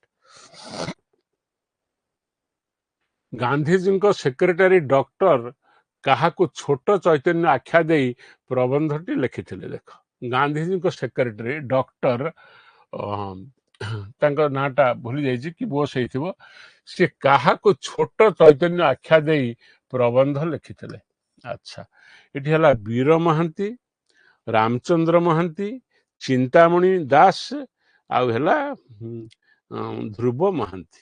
ଆଚ୍ଛା, ଏଇ ଯୋଉ ଗାନ୍ଧୀଜୀଙ୍କର ସେକ୍ରେଟାରୀ ଡକ୍ଟର କଣ ସେ ନାଁଟା ଭୁଲି ଯାଇଛନ୍ତି, କାହାକୁ ଛୋଟ ଚୈତନ୍ୟ ଆଖ୍ୟା ଦେଇକି ଲେଖିଥିଲେ? ଏଇ ଯୋଉ ତାଙ୍କ ଗାଁରେ ଯୋଉ ରେଞ୍ଜ ଶାସନରେ ସେ ଜନ୍ମଗ୍ରହଣ କରିଥିଲେ, ସେ ସମୟରେ ତାଙ୍କ ବାପା ଯେତେବେଳେ ଏମିତି ଖ୍ୟାତି ଅର୍ଜନ କରିଥିଲେ, ନିଜର ଜୀବିକା ଅର୍ଜନ କରିବା ପାଇଁ ମଧ୍ୟ ସେ କାହା ଉପରେ ନିର୍ଭର କରୁନଥିଲେ। ଯୋଉମାନେ ଭୋଇ ଅଛବ ଜାତିର ଲୋକମାନେ ତାଙ୍କୁ ସବୁ କେତେବେଳେ ଶିକ୍ଷା ଦଉଥିଲେ, ସେମାନଙ୍କର କାମଧନ୍ଦା କରିଦଉଥିଲେ। ତାଙ୍କ ଭିତରେ ଛୁଆଁ ଭେଦଭାବ ନଥିଲା, ସଂସ୍କାରିତ ହୃଦୟ ଥିଲା। ବ୍ରାହ୍ମଣ ହେଲେ ମଧ୍ୟ ସବୁ ମଣିଷ ସମାନ, ଏଇଭଳିଆ ଗୋଟେ ଉଚ୍ଚକୋଟୀର ମାନବିକ ଗୁଣ ତାଙ୍କ ଭିତରେ ଥିଲା। ଏବଂ ସେ କାହାଠୁ ଆକୁ ଶିଖିଲେ ନା, ତାଙ୍କୁ ସେ କଥା କଲା କିଏ ନା ବୀର ମହାନ୍ତି। ଏ ଯୋଉ ବୀର ମହାନ୍ତି ଓ ରାମଚନ୍ଦ୍ର ମହାନ୍ତି, ଇଏ ହଉଛନ୍ତି ସେ ସମୟରେ ଦୁଇ ଜଣ ବିଶିଷ୍ଟ ସଂସ୍କାରକ, ଦୁଇ ଭାଇ ମଧ୍ୟ। ଏଇ ଯୋଉ ବୀର ମହାନ୍ତି, ଆଙ୍କ ଉପରେ ସେ ଏମିତି କାମ କରୁଥିଲେ, ଏତେ ଉଦାର ଥିଲେ, ସମାଜ ସଂସ୍କାରକ ଥିଲେ ଏବଂ ଏତେ ଭଲ ମଣିଷ ଥିଲେ ଯେ ତାଙ୍କ ଉପରେ ତାଙ୍କୁ କୁହାଯାଉଥିଲା କ'ଣ? ଛୋଟ ଚୈତନ୍ୟ। ଚୈତନ୍ୟଙ୍କ କଥା ଆପଣ ଜାଣିଛନ୍ତି। ଚୈତନ୍ୟ ମହାପ୍ରଭୁ ଯେମିତି ଧର୍ମ ପ୍ରଚାର କଲେ, ଜାତି ଧର୍ମ ବର୍ଣ୍ଣ ପ୍ରଚାର କରି ମଣିଷ ସମାଜର ବା ମଣିଷର ଆଧ୍ୟାତ୍ମିକ ଉନ୍ନତି କ୍ଷେତ୍ରରେ ସେ ଯେମିତି ଧର୍ମ ପ୍ରଚାର କଲେ, ସେମିତି ତାଙ୍କୁ ଛୋଟ ଚୈତନ୍ୟ ବୋଲି, ସେ ଗାନ୍ଧୀଜୀଙ୍କ ସେକ୍ରେଟାରୀ ଥିଲେ, ସେ ତାଙ୍କୁ ଛୋଟ ଚୈତନ୍ୟ ଆଖ୍ୟା ଦେଇ ଗୋଟେ ପ୍ରବନ୍ଧ ଲେଖିଥିଲେ। କିଏ ନା ଏଇ ବୀର ମହାନ୍ତି।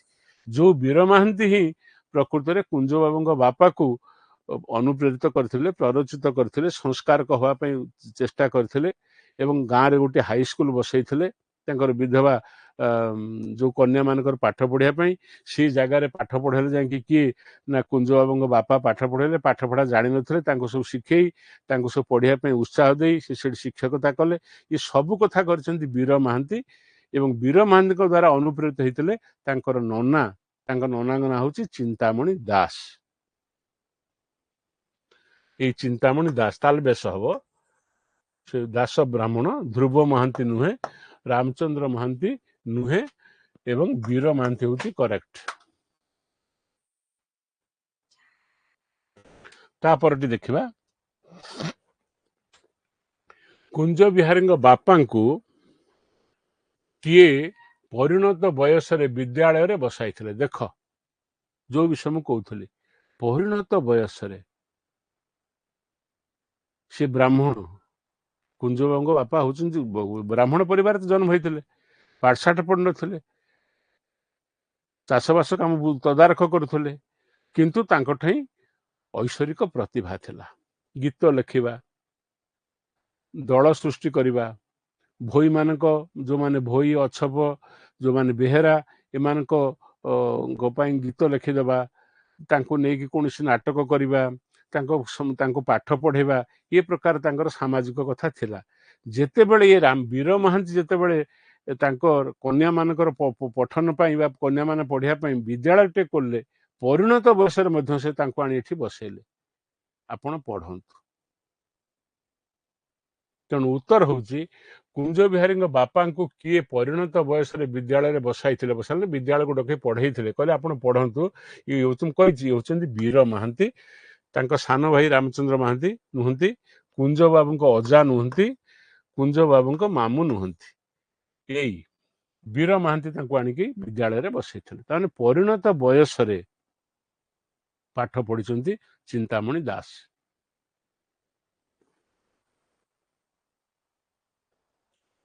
କବିତ୍ୱ ଲାଭ ଆଶାରେ କୁଞ୍ଜ ବିହାରୀ ପ୍ରତି ଗୁରୁବାର ଦିନ, ଏଟା ଗୁରୁବାର ଦିନ, ଗୁରୁଙ୍କର ଦିନ ନୁହଁ, ପ୍ରତି ଗୁରୁବାର ଦିନ କେଉଁ ଦେବାଦେବୀଙ୍କ ମନ୍ତ୍ର ଜପୁଥିଲେ? ଦେଖ, ଆସିଗଲା। ଆମେ ଧୀରେ ଧୀରେ ଏମିତି ବହୁ ପ୍ରଶ୍ନ ହେଇପାରିବ। ଆପଣ କହିବେ ସାର୍ ଛାଡ଼ିଗଲେ ମୁଁ କ'ଣ କରିବି? ଏତେ 700 800 ପୃଷ୍ଠାର ବହିକୁ ଯଦି ଆମେ ଟିକେ ଗଡ଼େଇ ନ ପକେଇବା କେମିତି ସାରିବା? ମୁଁ ଖାଲି ଆପଣମାନେ କେମିତି ବହିଟାକୁ ଟିକେ ପଢ଼ିବେ, ତା ଭିତରକୁ ଇନରୋଡ ହବ, ପ୍ରବେଶ କରିବେ ଆପଣମାନେ, ଟିକେ ଶ୍ରଦ୍ଧା ଲାଗିବ, ସେଇଥିପାଇଁ ଯାହା ସବୁ ବାଛିକି ମୁଁ କରୁଛି। କିନ୍ତୁ ଆହୁରି ବହୁତ ପ୍ରଶ୍ନ ରହିଗଲା, ହେଇଯିବ। ଏଇଠିକୁ ଆସିଲା, କବିତ୍ୱ ଲାଭ ଆଶାରେ କୁଞ୍ଜ ବିହାରୀ ପ୍ରତି ଗୁରୁବାର ଦିନ କେଉଁ ଦେବାଦେବୀଙ୍କ ମନ୍ତ୍ର ଜପୁଥିଲେ? କୁଞ୍ଜ ବିହାରୀ କ'ଣ କରିଛନ୍ତି? ତାଙ୍କ ବାପାଙ୍କ କଥା କହିଛନ୍ତି, ତାଙ୍କ ମାମୁଁ ଘର କଥା କହିଛନ୍ତି, ତାଙ୍କ ଅଜାଙ୍କ କଥା କହିଛନ୍ତି, ତାଙ୍କର ଯେଉଁ ସବୁ ଭାଇମାନେ ଜନ୍ମ ହେଇକି ମରିଗଲେ ତାଙ୍କର ବିବାହ ସେ କ'ଣ ପଢ଼ୁଥିଲେ, କ'ଣ କରୁଥିଲେ, ତାଙ୍କର ଭାଉଜମାନଙ୍କ କଥା ଚିତ୍ରଣ କରିଛନ୍ତି ଏବଂ ସବା ଶେଷରେ ତାଙ୍କ ନିଜ କଥାଟି ଆରମ୍ଭ କରିଛନ୍ତି। ତେଣୁ ଯେଉଁ କ୍ରମଟା ଆପଣ ଦେଖିବେ, ଏ କ୍ରମରେ ବହୁତ କଥା ଅଛି। ଯେଉଁମାନେ ଚାଲି ଯାଇଛନ୍ତି ତାଙ୍କର ଉଦୟନାଥ ଅଛନ୍ତି, ସିଏ ଅଛନ୍ତି। ଆଉ ଯେଉଁ ଭାଇମାନେ ଚାଲିଗଲେ, ପଦିଆ ଚାଲିଗଲା, ଆଉ ଯେଉଁମାନେ ସବୁ ଚାଲି ଯାଇଛନ୍ତି, ଘନ ଚାଲିଗଲା। ତେଣୁ ସେମାନଙ୍କ ସମ୍ପର୍କରେ ସେ ବି ଲେଖିଛନ୍ତି। ସେମାନଙ୍କ ରୂପ କ'ଣ ଥିଲା, ବର୍ଣ୍ଣ କ'ଣ ଥିଲା, କ'ଣ ସେମାନେ ପାଠ ପଢ଼ୁଥିଲେ, କେମିତି ସରଳ ଥିଲେ, କେମିତି ବାହାରିଲେ, ସେ ଭାଉଜଙ୍କର କେମିତି ଅବସ୍ଥା ହେଲା, ଏ ସବୁ କଥା ଚିତ୍ର ତାଙ୍କର ମନେ ଥିଲା। କାରଣ ସିଏ ମନେ ରଖିଥିବା ସମସ୍ତ ଘଟଣାକୁ ପରିଣତ ବୟସରେ ସେ ତାକୁ ସ୍ମରଣ କରିଛନ୍ତି। ସିଏ ସ୍ମରଣ କଲାବେଳେ ବାପା ମା, ପରିବେଶ, ଗାଁର ଅବସ୍ଥା ସବୁ କଥା ବର୍ଣ୍ଣନା କଲା ପରେ ସବା ଶେଷରେ ସେ ତାଙ୍କ ନମ୍ବର ହେଉଛି 4, କିନ୍ତୁ ସେ ସବା ଶେଷରେ ନିଜ କଥାଟିକୁ ଆସିଛନ୍ତି। ଏଇଠି ଆସିଲା ଯେ କବିତ୍ୱ ଲାଭ ଆଶାରେ କୁଞ୍ଜ ବିହାରୀ ପ୍ରତି ଗୁରୁବାର ଦିନ କେଉଁ ଦେବାଦେବୀଙ୍କ ମନ୍ତ୍ର ଜପୁଥିଲେ? ଦେଖ, କବିତ୍ୱ ଲାଭ ଆଶାରେ, କବିତ୍ୱ ତ ଅନାବନା ବଢ଼େ ନାହିଁ। କବିତ୍ୱ ତ ଏମିତି ଗୋଟେ ଜିନିଷ ନୁହେଁ ଯେ ଆମେ ବଜାରକୁ ଯାଇ ଜଣକୁ କହିବା ଯେ ଭାଇ ମୋତେ 2 କିଲୋ, 5 କିଲୋ, 10 କିଲୋ କବିତ୍ୱ ଦିଅ। କବିତ୍ୱ ହେଉଛି ଗୋଟେ ଦୈବ ପ୍ରେରଣା, ଇନ୍ସପିରେସନ୍। ଅରବିନ୍ଦ କହୁଥିଲେ ସେ ଗୋଟେ ମନ୍ତ୍ର, ଈଶ୍ୱରଙ୍କର ଗୋଟେ ଅଲ୍ ପୋଏଟ୍ରି ଇଜ୍ ଇନ୍ସପିରେସନ୍, ମନ୍ତ୍ର ସିଏ। ତେଣୁ କେମିତି ଆସିବ ଏ ବିଷୟରେ ବହୁତ ବିବାଦ ଅଛି। କିଏ କହୁଛି ଆପେ ଆପେ ପ୍ରେରଣାରୁ ଆସିଯିବ, କିଏ କହୁଛି ଐଶୀ ଶକ୍ତି ଦ୍ୱାରା ଆସିଯିବ। ସେ ପ୍ରସଙ୍ଗକୁ ଆମେ ଯିବାନି, କିନ୍ତୁ ଗୋଟିଏ କଥା ସତ ଯେ କବିତ୍ୱ ଅନାବନା ବଢ଼େ ନାହିଁ। କବିତ୍ୱ ଆପେ ଆପେ ଆସିକି ନ ଆସେ ଅଲଗା କଥା, କିନ୍ତୁ କବିତ୍ୱ ପଛରେ ପ୍ରେରଣା ଅଛି, ଇମୋସନ୍ ତ ଅଛି, କିନ୍ତୁ ଇନ୍ସପିରେସନ୍ ମଧ୍ୟ ଅଛି। ସେ ପ୍ରେରଣା କୋଉଠୁ ଆସେ? ସେ ପ୍ରେରଣା ଆସେ ଦୈବ ଶକ୍ତି ବୋଲି ଏ ପର୍ଯ୍ୟନ୍ତ ମଧ୍ୟ ଭାରତୀୟ ଶାସ୍ତ୍ରରେ, ଭାରତୀୟ ପରମ୍ପରାରେ ଆମେମାନେ ସବୁ ବିଶ୍ୱାସ କରୁଛୁ।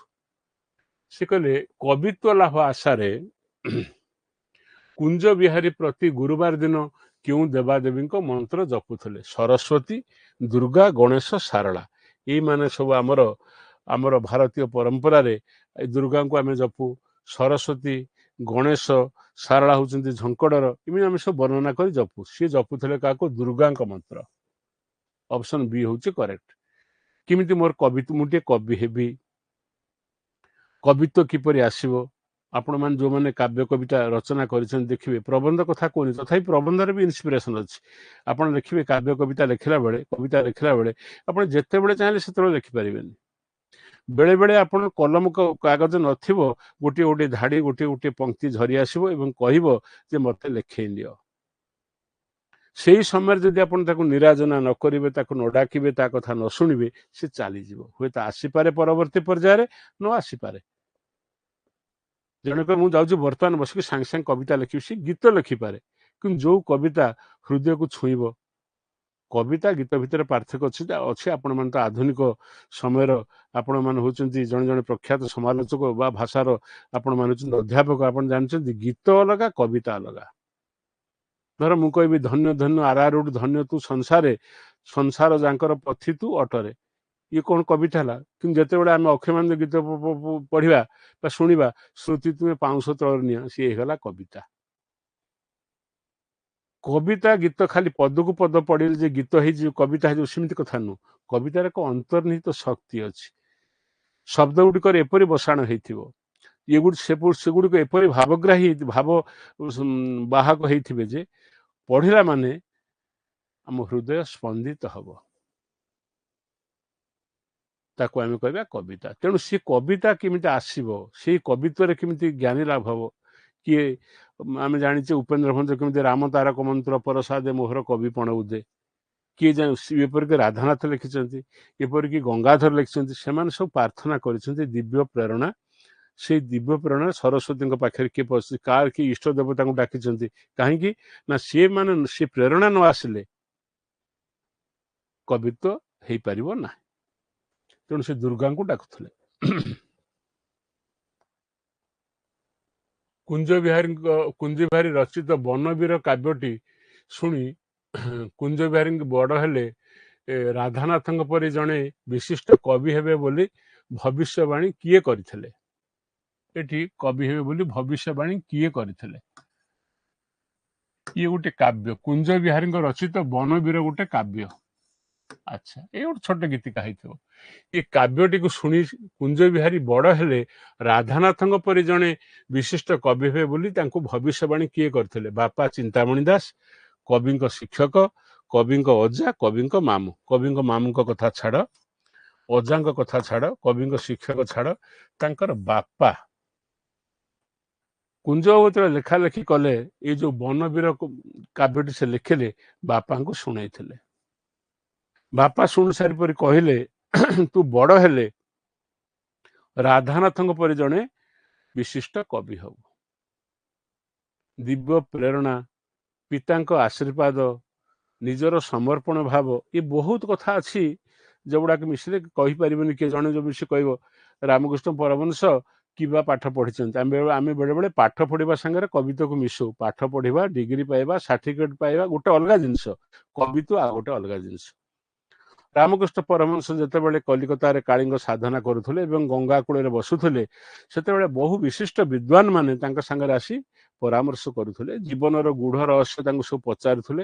ଏବଂ ପଚାରିଲା ଭିତରେ ଜଣେ କହିଲା ଆପଣ କେମିତି, ଆମେ ସବୁ ଧରନ୍ତୁ ଆସୁଥିବେ, ଈଶ୍ୱର ଚନ୍ଦ୍ର ବିଦ୍ୟାସାଗର ଆସୁଥିବେ, ରାଜା ରାମମୋହନ ରାୟ ଆସୁଥିବେ, କିମ୍ବା ସେ ସମୟରେ ବିଶିଷ୍ଟ ଲୋକମାନେ ଯୋଉମାନେ ସବୁ ଇଣ୍ଟେଲିଜେନ୍ସିଆ ବୋଲି ଯାହାକୁ କୁହାଯାଉଛି, ବୌଦ୍ଧିକ ଜଗତରେ ଯୋଉମାନେ ଖୁବ କୀର୍ତ୍ତି ଅର୍ଜନ କରିଛନ୍ତି, ସେମାନେ ଆସି ରାମକୃଷ୍ଣ ପରମହଂସଙ୍କ ପାଖରେ ଜୀବନର ନିଗୂଢ ପ୍ରଶ୍ନ ବା ଜୀବନର ରହସ୍ୟ ସମ୍ପର୍କରେ ପ୍ରଶ୍ନ ପଚାରୁଥିଲେ। ଯୋଉ ପ୍ରକାର ପ୍ରଶ୍ନ ପଚାରୁଥିଲେ ମଧ୍ୟ ରାମକୃଷ୍ଣ ପରମହଂସ ତାକୁ ଅତି ସରଳ ଭାବରେ ବୁଝେଇ ଦଉଥିଲେ। ଜଣେ କିଏ କହିଲା ଆଜ୍ଞା ଗୋଟେ କଥା ପଚାରିବି। ନା କଣ? ନା ଆମେ ଯୋଉ ପ୍ରକାର, ଆମେ ତ ପାଠଶାଠ ପଢିଛୁ, କିଏ ୟୁନିଭର୍ସିଟିରେ ପଢିଛୁ, କିଏ ଡିଗ୍ରୀ ପାଇଛୁ, କିଏ କଣ କରିଛୁ, କିଏ ସମାଜରେ ପ୍ରତିଷ୍ଠିତ ଲୋକ, ତେଣୁ ଆମେ ଯେତେ ପ୍ରକାର ସନ୍ଦେହ ଆମର ଅଛି, ଆମେ ଆପଣଙ୍କୁ ପଚାରୁଛୁ, ଆପଣ କେମିତି କହିବାକୁ କ୍ଷମ ହଉଛନ୍ତି? ରାମକୃଷ୍ଣ ପରମହଂସ ହସିଲେ। ଗୋଟେ ସୁନ୍ଦର ଉଦାହରଣ ସେ ଦେଲେ। କଣ ଦେଲେ? କହିଲେ ତମେ କେବେ ଧାନ ମପା ହେବା ଦେଖିଛ?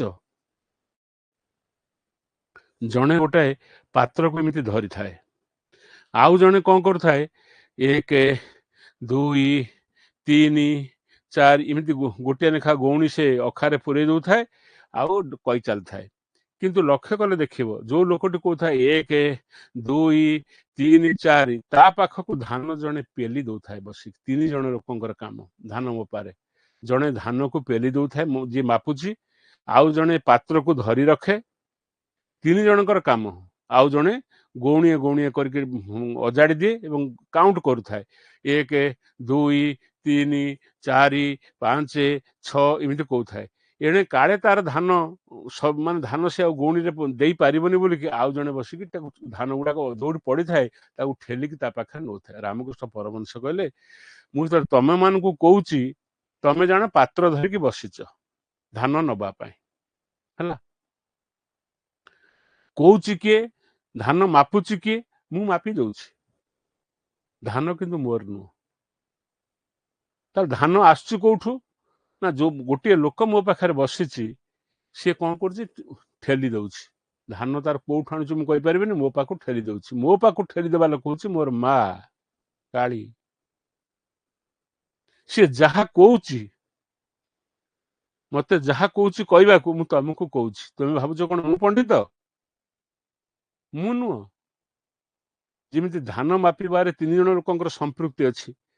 ଜଣେ ପାତ୍ର ଧରିଛି, ଧାନ ସେଥିରେ ଢଳା ଯାଉଛି, ଆଉ ଜଣେ ଗଉଣୀରେ ମାପିକି ତାକୁ ପୁରଉଛି, ଆଉ ଜଣେ ତା ପାଖକୁ ଧାନ ଠେଲି ଦଉଛି। ମା ମତେ ଠେଲି ଦଉଛି, ମା ସବୁ କଥା କହିଦଉଛି, ମୁଁ ଖାଲି ଆପଣ ମାନଙ୍କୁ କହିଦଉଛି। ଇଏ ହଉଛି ରାମକୃଷ୍ଣ ପରମହଂସଙ୍କର ମିଷ୍ଟିକ ଏକ୍ସପିରିଏନ୍ସ। ତେଣୁ ଏଇ ଯୋଉ କବିତା କଥାଟା ମୁଁ କହୁଥିଲି, ଏ କବିତ୍ୱ କଥାଟି ନିର୍ଭର କରୁଛି ଦିବ୍ୟ ପ୍ରେରଣା। तुम ताकू ईश्वर प्रेरणा कहि पारो, ताकू तुमर इमोशन कहि पारो, इंस्पिरेशन कहि पारो, जहा कहि पारो। दिव्य प्रेरणा न आसले कवित्व उच्च कोटिर कवित्व सृष्टि हेबा असंभव। एठी प्रश्न हला तले से बनवीर काव्यटी कुंज बिहारी लेखिले बापा को पढ़ाई। बापा कहले तू भविष्य तू हबु कौन, तू हबु राधानाथ परी जने विशिष्ट कवि।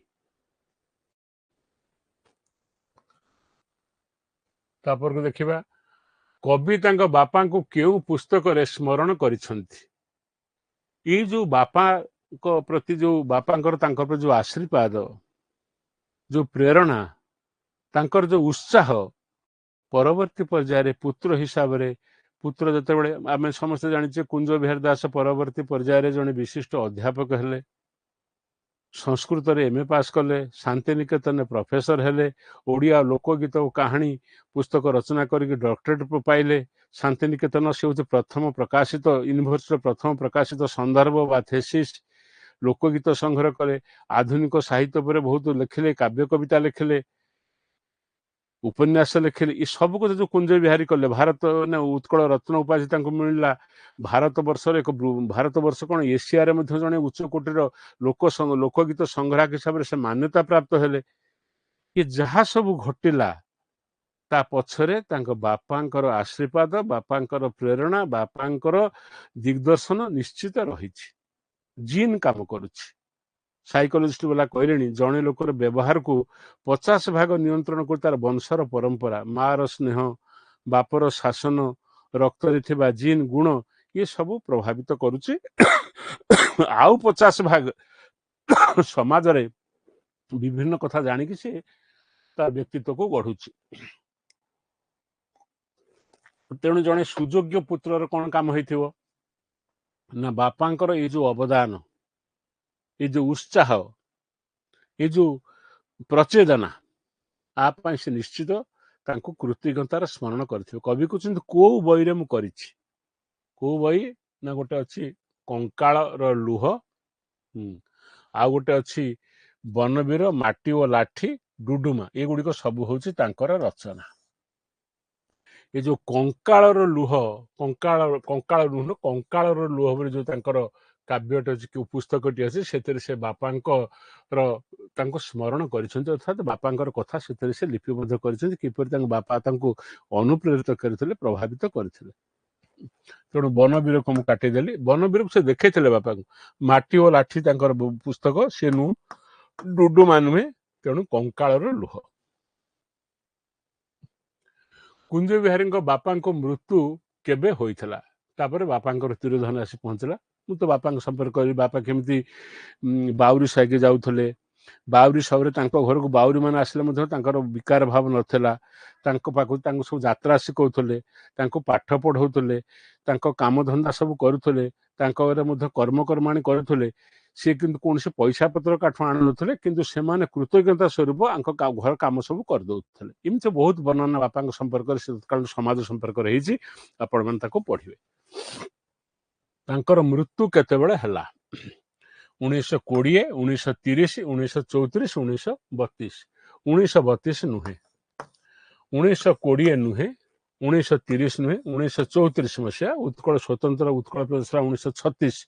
ता पूर्व 2 वर्ष पूर्व जो बयस मधुसूदन दास महाप्रयाण घटी आम जाने, उत्कल गौरव मधुसूदन दास, जहाँ को आम कौचे शताब्दीर सूर्य कहते सुरेंद्र महांती, जी ओडिशा प्रदेशर कर्णधार कहले अत्युक्ति हम ना, जन्मदाता कहले अत्युक्ति हम ना।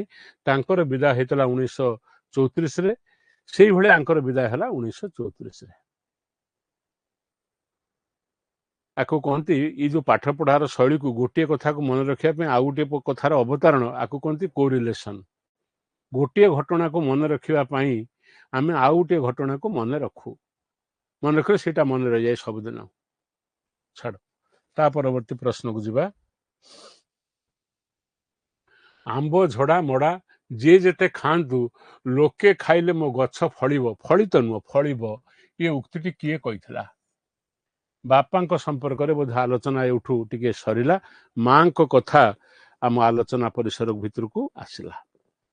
ये कथा किए कही? आंब झड़ा ମଡ଼ା ଯିଏ ଯେତେ ଖାଆନ୍ତୁ ଲୋକେ ଖାଇଲେ ମୋ ଗଛ ଫଳିବ।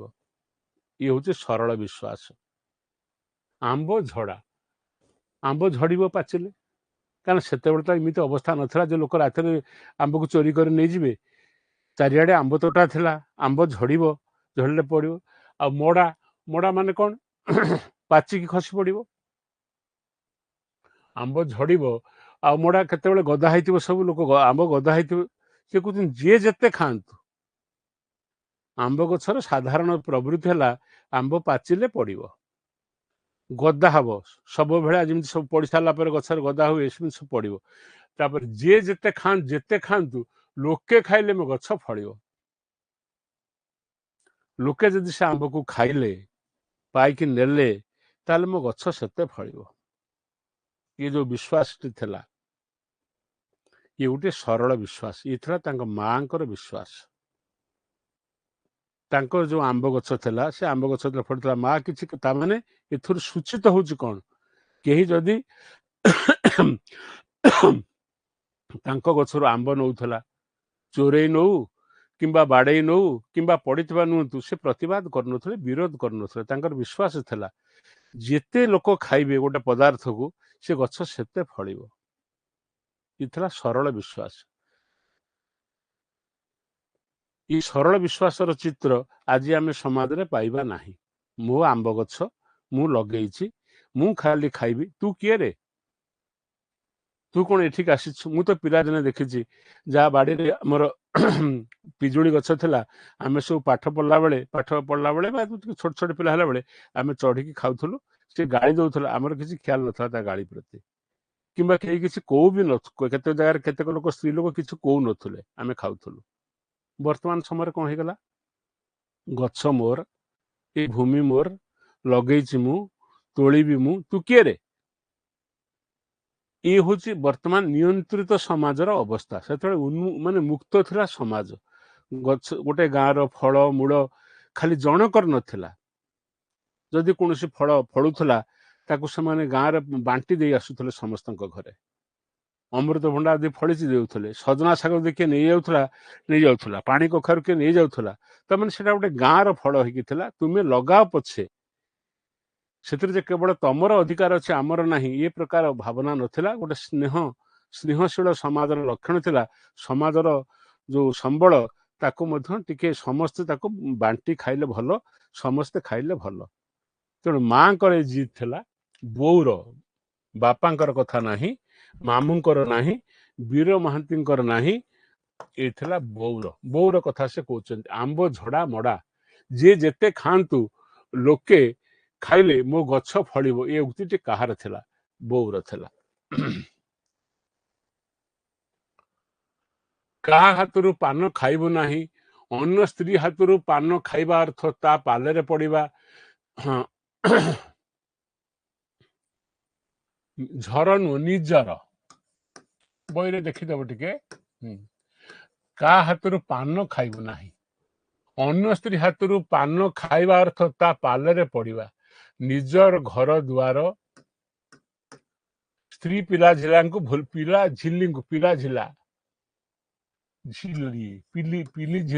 ପିଲା ଝିଲାଙ୍କୁ ଭୁଲିଯିବା। ଏକଥା କିଏ କେତେବେଳେ କହିଛନ୍ତି?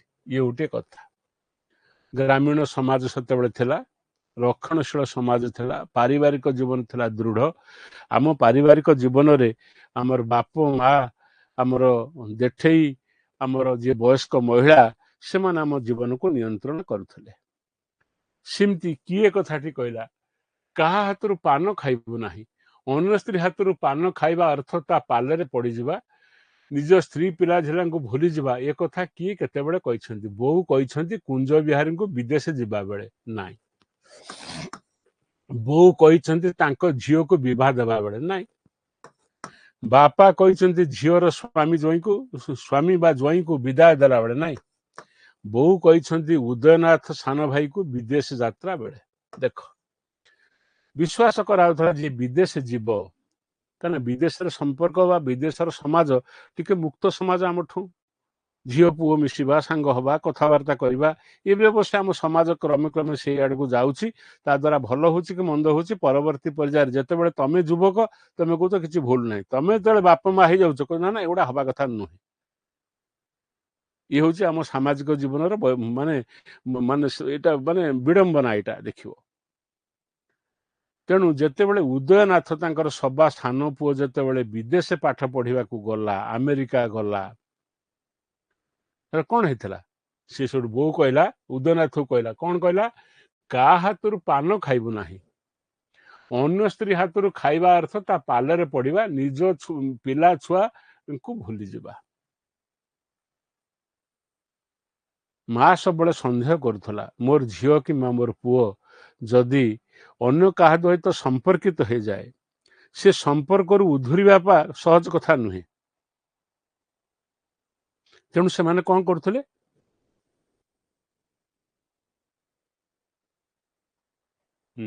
ସେମାନେ କଣ କରୁଥିଲେ ନା ସେମାନେ ସବୁ ତାକୁ ଗଲାବେଳେ ତାଙ୍କୁ ଟିକେ ତାଡନା, ମାନେ ତାଙ୍କୁ ଟିକେ ନିର୍ଦ୍ଦେଶ ଦଉଥିଲେ, ଏ କାମ କରିବୁନୁ।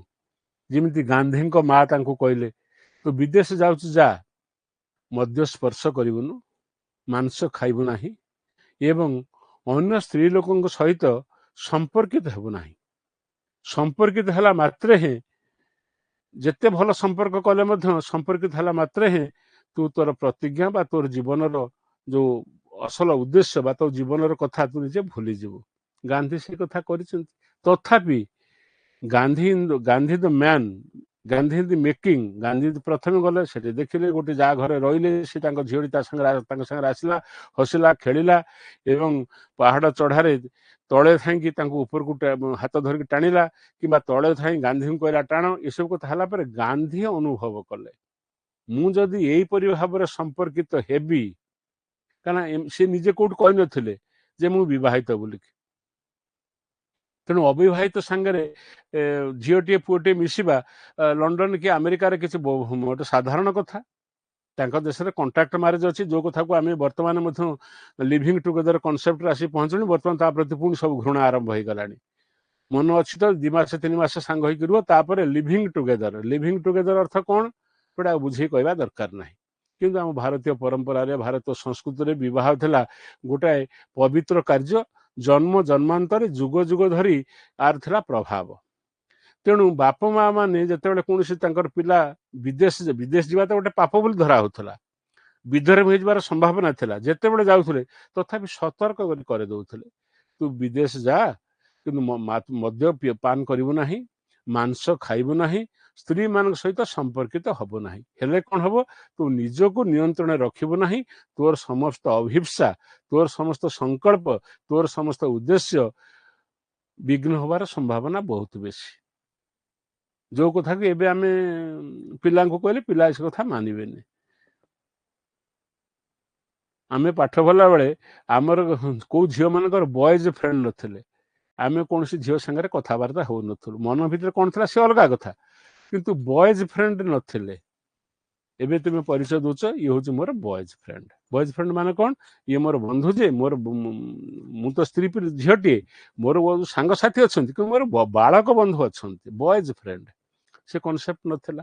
ତେଣୁ ଗାନ୍ଧୀଙ୍କ ମାତା କହିଥିଲେ, ମଧୁସୂଦନ ଯେତେବେଳେ ପାଠ ପଢିବାକୁ ବିଦେଶ ଯାଇଛନ୍ତି, ବାପା ତାଙ୍କୁ ମାନେ ଖ୍ରୀଷ୍ଟ ଧର୍ମ ତାକୁ ତେଜପୁତ୍ର କରିଛନ୍ତି, ମା ବି ତାଙ୍କୁ କେତେ ପରାମର୍ଶ ଦେଇଛନ୍ତି। ସେମିତି ପରାମର୍ଶ ଦେଲେ ବୋଉ କହିଛନ୍ତି ଉଦୟନାଥ ବିଦେଶକୁ ଯାତ୍ରା ସମୟରେ ଏଇ କଥାଟା, କାହା ହାତରୁ ପାନ ଖାଇବୁ ନାହିଁ, ଅନ୍ୟ ସ୍ତ୍ରୀ ହାତରୁ ପାନ ଖାଇବା ଅର୍ଥ ତା ପାଲରେ ପଡିବା, ନିଜର ଘର ଦୁଆର ସ୍ତ୍ରୀ ପିଲାପିଲିଙ୍କୁ ଭୁଲିଯିବା। ଏକଥା କିଏ କେତେବେଳେ କହିଛନ୍ତି ନା ବୋଉ କହିଛନ୍ତି। ବୋଉ ମାନେ ତାଙ୍କ ମା କହିଛନ୍ତି ଉଦୟନାଥ କିଏ? ତାଙ୍କର ସାନ ଭାଇ, ଯିଏ ଯାଇକି ଲଣ୍ଡନରେ ଏଫଆରସି ପଢିକି ସେଠି ଡକ୍ଟର ହେଲା, ସେଠି ଆମେରିକାର ନାଗରିକ ହେଲା, ଇତ୍ୟାଦି ଇତ୍ୟାଦି। ଆମେରିକା କଥା, ଲଣ୍ଡନ କଥା ନୁହେଁ। ଗଲା, ତେଣୁ ମୁଁ ଡି ଟାକୁ କରେକ୍ଟ କଲି, ସି ଟାକୁ କାଟିଦେଲି ଆଉ ବି ଟାକୁ କାଟିଦେଲି। ତାପରେ ଆସିଲା, ବିନା ଅପରାଧେ ତୋ ସଂସାର ହେଲା ପିତା, ତୁ ଏ ଯୁଗରେ ଗାଁ ଗହଳରେ ସୀତା। କୁଞ୍ଜ ବିହାରୀ ଏ ଗୀତଟି କାହା ଉଦ୍ଦେଶ୍ୟରେ ରଚନା କରିଛନ୍ତି? ମୁଁ ଖାଲି ଗୋଟିଏ ଏଠି କରିଦଉଛି, ବିନା ଅପରାଧେ ତୋ ସଂସାର ହେଲା ପିତା। ଆଚ୍ଛା, ଏ ଯୁଗର ଗାଁ ଗହଳରେ ତୁ ହଉଛୁ ସୀତା। ବୋଉଙ୍କ ଉଦ୍ଦେଶ୍ୟରେ, ଆଈଙ୍କ ଉଦ୍ଦେଶ୍ୟରେ, ହାର ନାନୀଙ୍କ ଉଦ୍ଦେଶ୍ୟରେ, ସୂରୁଜ ନାନୀଙ୍କ ଉଦ୍ଦେଶ୍ୟରେ। ତାଙ୍କର ଯୋଉ ଦି ଭଉଣୀ ଥିଲେ, ସୂରୁଜ ନାନୀ ଥିଲେ ବଡ ଆଉ ହାର ନାନୀ ଥିଲେ ସୂରୁଜ ନାନୀଙ୍କଠୁ ଛୋଟ। ଏ ସୂରୁଜ ନାନୀ ଯୋଉଠି ବାହା ହେଲେ, ଦେଖିବାକୁ ଖୁବ ସୁନ୍ଦର ବାହା ହେଲେ, କିନ୍ତୁ ସେ କିଛି ଦୋଷ କରିନାହାନ୍ତି ସମାଜରେ। ତାଙ୍କର ସ୍ୱାମୀ ରୋଗାଗ୍ରସ୍ତ ହେଲେ, ଅକାଳରେ ତାଙ୍କର ମୃତ୍ୟୁ ହେଲା। ତେଣୁ ଯୋଉ ସମୟରେ ଜୀବନକୁ ସଂସାର କରିବା କଥା, ଜୀବନକୁ ଉପଭୋଗ କରିବା କଥା, ସେଇ ସମୟରେ ସେ ସେଥିରୁ ବଞ୍ଚିତ ହେଲେ। ତେଣୁ ତା ଉଦ୍ଦେଶ୍ୟରେ ସେ କହୁଛନ୍ତି, ବିନା ଅପରାଧେ ତ ସଂସାର ହେଲା ପିତା, ଏ ଯୁଗର ଗାଁ ଗହଳରେ ତୁ ହଉଛୁ ସୀତା। ସୀତା କଥା ଜାଣିଛ, ସୀତା କେମିତି ନିର୍ବାସନ ଦଣ୍ଡ ପାଇଥିଲେ, କେତେ କଷ୍ଟ ସେ ଭୋଗିଥିଲେ, ତଥାପି ସ୍ୱାମୀଙ୍କ ପ୍ରତି ତାଙ୍କର ଶ୍ରଦ୍ଧା ଥିଲା, ସ୍ନେହ ଥିଲା, ଭକ୍ତି ଥିଲା, ଇତ୍ୟାଦି ଇତ୍ୟାଦି। ଆମେ ସବୁ ରାମାୟଣରେ ତପସ୍ୱିନୀ କାବ୍ୟରେ ଗଙ୍ଗାଧର ଲେଖିଛନ୍ତି, ପଢିଛେ, ଆମେ ଜାଣିଛେ। ତେଣୁ ବୋଉଙ୍କ ଉଦ୍ଦେଶ୍ୟରେ କରିନାହାନ୍ତି, ଆଈଙ୍କ ଉଦ୍ଦେଶ୍ୟରେ ନୁହଁ, ହାର ନାନୀଙ୍କ ଉଦ୍ଦେଶ୍ୟ ନୁହଁ। ହାର ନାନୀ ସାନ, ହଉଛି ସୂରୁଜ ନାନୀ।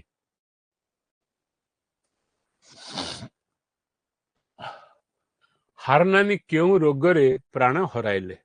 ଖାଲି ଟିକେ ଟିକେ ଚୁମ୍ବକ ସୂରୁଜ ନାନୀ କଥା ଟିକେ କହିଦେଲେ, ହାର ନାନୀ କଥା କହିଦେବି ଟିକେ। କୋଉଥିରେ ନା ଶ୍ୱାସ, ବାତ, ଜର, ହଇଜା। ହଇଜା ତାମାନେ ଆପଣ ହାର ନାନୀଙ୍କ ସମ୍ପର୍କରେ ପଢିବେ, ସୂରୁଜ ନାନୀଙ୍କ ସମ୍ପର୍କରେ ପଢିବେ। ତାଙ୍କୁ ଖାଲି ଏ ଯୋଉ ଆଲୋଚନା ଚକ୍ରକୁ ମୁଁ ଘିନି ଆସିଲି। ତେଣୁ ଶ୍ୱାସ ନୁହେଁ, ବାତ ନୁହେଁ, ଜର ନୁହେଁ, ହଇଜା। ତାଙ୍କର ଦୁଇ ଭଉଣୀ ଯାଙ୍କ ଏହିପରି ଚରମ ବିପର୍ଯ୍ୟୟର ସମ୍ମୁଖୀନ ହେଇଛନ୍ତି। କୋଉଠି ଜଣଙ୍କର ସ୍ୱାମୀ କୁଷ୍ଠ ରୋଗରେ ଆକ୍ରାନ୍ତ ହେଇଛି ଏବଂ ତାର ମୃତ୍ୟୁବରଣ କରିଛି। କୋଉଠି ଆଉ ଜଣଙ୍କର ସ୍ୱାମୀ ସେମିତି ଅକାଳରେ ମୃତ୍ୟୁବରଣ କରିଛି। ତେଣୁ ସେମାନଙ୍କର ଯୋଉ ଦୁଃଖ, ସେ ଦୁଃଖ ମଧ୍ୟ କବି ପ୍ରାଣକୁ, କୁଞ୍ଜ ବାବୁଙ୍କୁ ମଧ୍ୟ କରିଛି କଣ, ତାଙ୍କୁ ବିବ୍ରତ କରିଛି। ତେଣୁ ସେ ତ କବି ହେଇଗଲେଣି ସେତେବେଳକୁ, ତାଙ୍କ ଦୁଃଖର କାହାଣୀ ମଧ୍ୟ କବିତ୍ୱରେ ସେ ଠାଏ ଠାଏ କୋଉଠି କେମିତି ଲିପିବଦ୍ଧ କରିଦେଇଛନ୍ତି। କୁଞ୍ଜି ବାରି କାହା ପିଠିରେ ହାତ ସୁଖ କରୁଥିଲେ? ଆଚ୍ଛା ଆଚ୍ଛା ଏଟା ପଜିଆ ନୁହଁ, ପଦିଆ। ଆଚ୍ଛା, କୁଞ୍ଜ ବିହାରୀ କାହା ପିଠିରେ ହାତ ସୁଖ କରୁଥିଲେ? ହାତ ସୁଖ କଣ, ଏ ଭାଷାଟା ବୁଝନ୍ତୁ। ସେ ମୋ ପିଠିରେ ହାତ ସୁଖ କରୁଥିଲେ। ହାତ ସୁଖ କଣ, ଯେ ବିଧା ମାଇଲେ, ମାଡ଼ ମାଇଲେ କଷ୍ଟ ହୁଏ ଜଣକୁ, ଯିଏ ମାଡ଼ ଖାଏ ତାକୁ କଷ୍ଟ ହୁଏ। କିନ୍ତୁ କେତେକ ଲୋକ ମାଡ଼ ଦେଇକି ମଧ୍ୟ ଆନନ୍ଦ ଅନୁଭବ କରନ୍ତି। ଯିଏ ବଳୁଆ ଥାଏ, ସେ ଟିକେ ତା ସାନ ଉପରେ ଆଡୁ ସାଡୁ ଟିକେ କଥା କଲେ ଦୁମଟେ, ତା କୁହନ୍ତି ହାତ ସୁଖ। ଯିଏ ପାଏ କଷ୍ଟ, ଯିଏ ପାଏ ସେ ଅଲଗା କଥା, ଯିଏ ଯାହା ଉପରେ ମାଡ଼ ହେଲା ସେ କଷ୍ଟ ପାଇଲା, କିନ୍ତୁ ଯିଏ ମାଡ଼ ମାରିଲା ସେ ଟିକେ ହାତ ସୁଖ ପାଏ। ସେମିତି ଶ୍ରେଣୀରେ ପାଠ ପଢିଲା ବେଳେ ଯିଏ ଟିକେ ବଳୁଆ ଥାଏ, କିମ୍ବା ସାଙ୍ଗସାଥି ମେଳରେ ଯିଏ ଟିକେ ବଳୁଆ ଥାଏ, ଭାଇ ଭଉଣୀଙ୍କ ଭିତରେ ଯେ ବଳୟ ଥାଏ, ସେ ସାନ ପରେ ଏମିତି ଗୋଟେ ଦିଟା ଚାରିଟା ବିଧା ମାରେ, ତାକୁ କୁହନ୍ତି ହାତ ସୁଖ। ସେ କହୁଛନ୍ତି କୁଞ୍ଜ ବିହାରୀ କାହା ପିଠିରେ ହାତ ସୁଖ ପାଉଥିଲେ? ହାତ ସୁଖ କରୁଥିଲେ ମାନେ ତା କାହାକୁ ମାରୁଥିଲେ। କାହା ପିଠିରେ? କାହା ପିଠିରେ ମାରୁଥିଲେ? ସେଇ ଯୋଉ ଭାଇଟି ତାଙ୍କର ପଦିଆ, ନଟିଆ, ଅଗାଧୁଆ, ଗିରିଆ ନୁହେଁ। ଅପସନ ଏଟା ହଉଛି କରେକ୍ଟ। ନଟିଆ ନୁହେଁ, ଅଗାଧୁଆ ନୁହେଁ, ଗିରିଆ ନୁହେଁ। ଉଦିଆ କେବେ ଜନ୍ମ ହୋଇଥିଲା? ଉଦିଆ ଅର୍ଥ ଉଦୟନାଥ। ଗାଁ ଗହଳର ନାଁ ସିନା ଆମର ଉଦୟନାଥ, ଗାଁ ଗହଳ ଲୋକମାନେ ସ୍ନେହରେ ଡାକନ୍ତି। କାହା ନାଁ ଅଗାଧୁଆ, କାହା ନାଁ ଚେମି, ଯାହା ନାଁ ହେଇଥିବ ନଟବର ତାକୁ ଡାକିବେ ନଟିଆ, ପ୍ରେମରତାକୁ ପ୍ରେମୀ। ଇଏ ସ୍ନେହର ଡାକ ସବୁ, ସେ ଡାକ କିନ୍ତୁ ରହିଯାଏ। ସେ କହୁଛନ୍ତି ଉଦିଆ କେବେ ଜନ୍ମ ହୋଇଥିଲା? 1923, 1924, 1925, 1926। 1923ରେ ଉଦୟ ଜନ୍ମଗ୍ରହଣ କରିଥିଲେ, ଯିଏକି ତାଙ୍କର ସାନ ଭାଇ ଡକ୍ଟର ହେଇଥିଲେ ଏବଂ ସେ ଆମେରିକାର ନାଗରିକ ଗ୍ରହଣ କରିଥିଲେ। ତାଙ୍କର ଦାନରେ ତାଙ୍କର ଗାଁରେ ହାଇସ୍କୁଲ ହେଇଛି, ମେଡିକାଲ ହେଇଛି, ଇତ୍ୟାଦି ଇତ୍ୟାଦି ସେ କରିଛନ୍ତି। ତେଣୁ 1924 କି କାଟିଦେଲି, 1925 କି କାଟିଦେଲି, 1926 କି କାଟିଦେଲି।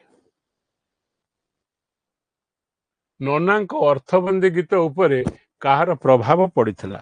ଦେଖ, अर्थ नना नना अर्थ किए तांको बापा बापा जो सब अर्थबंदी गीत लेखुले से तो आधुनिक कवि नुहंती तांकर समय कार प्रभाव पड़ता ना नना अर्थबंदी गीत उपर कहार प्रभाव पड़ता बोली कुंज बाबू आत्मजीवन लिखिं नना निजे परिश्रम कर निजे मनीष होती पाठ पढ़ी परिणत बयस विद्यालय बसी नैषध काव्य आलोचना कर शिक्षक होती कविराज होती समाज संस्कार कर बाउरी कंडरा हरिजन मान सेवार से कार्य कर उपकार कार्य कर जो अर्थबंदी गीत लिखुले से जो गीत को पढ़ी अन्य माने नाचुले से अर्थबंदी गीत कार प्रभाव पड़ता दीनकृष्ण अभिमन्यु उपेन्द्र ब्रजनाथ बड़जना नुहंती उपेन्द्र कवि सम्राट उपेन्द्र भंज से प्रभाव पड़ता अभिमन्यु नुहंती दीनकृष्ण नुहंती कुंज बिहारी नना चिंतामणि सभा सानपुटर नाम कौन रखी अच्छा सभा सानपुटर नाम कौन रखी देख उपेन्द्र द्वारा एपरी भाव अनुप्राणित हो जाते जे बा उपेन्द्र प्रभाव तांकर अर्थबंदी गीत को कौन करथिला पुष्ट करथिला कहले अत्युक्ति हब नाही से तेणु सान पुओटर ना कौन रखिथिले ना उदिया उपेन्द्र पदिया घन घन मध्य तांकर पुओ पद तांकर पुओ किंतु सान उदिया तांकर पुओ ता ना से रखिथिले उपेन्द्र रखिथिले किंतु परवर्ती पर्याय आमर जो नाटा आम दौ सब नाटा जे आम रेजिस्टर को आसे से कथा नुहे आसे कि कार ना थी नरहरी किंतु रेकर्ड पत्र नृसिंह थी सीमती सी चाहिए पिला सान पुओ ना देवे उपेन्द्र किंतु आसिल है कौन सी परे उदय हिसाब से परिगत है तेणु सी क्यों चाहिए उपेन्द्र बोली उपेन्द्र ना किंतु रहा नहीं सी हो गले उदिया बा उदय नाथ घन नुहे पदिया नुहे सी चाहूले दवा को उपेन्द्र रखिते यहाँ काटी दूसरी यही उपेन्द्र जहाँ से दौले सी उदिया ना उदय ना परिचित हो गला किए कुंज बिहारी परिवार सर्वश्रेष्ठ संतान बोली कुंज बिहारी कहते से 6 जन तंकर 4 जन पुओ समस्त चलीगले 2 जन रहिले किए रहिले ना कुंज बाबू रहिले आउ उदयनाथ रहिले से कहते जो 6 जन भीतर 4 जन पुओ 2 जन झील किए तांकर सर्वश्रेष्ठ संतान केही नुहे तो कही हब नाही घन नुहे पदिया नुहे उदिया उदिया अर्थ उदयनाथ एटा हूँ करेक्ट आंसर कहीं सर्वश्रेष्ठ संतान से अमेरिका गले एठी मेडिकल कॉलेज रे कटक एमबीबीएस पढ़ले एठी प्रथम श्रेणी हेले प्रथम हेले वृत्ति पाइले अमेरिका गले एवं अमेरिका रे से मध्य एफआरसीएस करके सेठी मध्य डाक्टर हेले सेठी मध्य विराट अनुष्ठान गढ़िले एवं सेठी से इरा बोली जने झियो को विवाह हेले एवं तथापि मध्य अमेरिकार नागरिकत्व ग्रहण कला पर मध्य निज जन्मभूमि निज गाँव प्रति तांकर कर्तव्य थिला तांकर दान रे गाँव रे हाई स्कूल हेची मेडिकल हेची अन्यान्य अनुष्ठान मध्य हेची इरा केनु विषय विभाग रे विशेषज्ञ विशेषधानु विशेषज्ञ विशेषज्ञ विशेषज्ञ क्यों विभाग विशेष मेडिसिन इरा हूँ उदयनाथ पत्नी उदयनाथ किए ना तांकर सभा सान पुओ जी जाकि अमेरिका रे नागरिकत्व ग्रहण कला जने माने अति विद्वान स्कॉलर जने एठी एमबीबीएस पाठ पढ़ी सारे सेठी जाकि पाठ पढ़ी रहिला तांकर जो स्त्री ना होची इरा से कोउथरे विशेषज्ञ ना मेडिसिन सर्जरी शिशु रोग शिशु आनास्थेसिया खेरियानु आनास्थेसिया एटा होची करेक्ट से मेडिसिन ने विशेषज्ञ नुहे सर्जरी रे नुहे शिशु रोग रे नु शिशु आनास्थेसिया ऑप्शन डी होची करेक्ट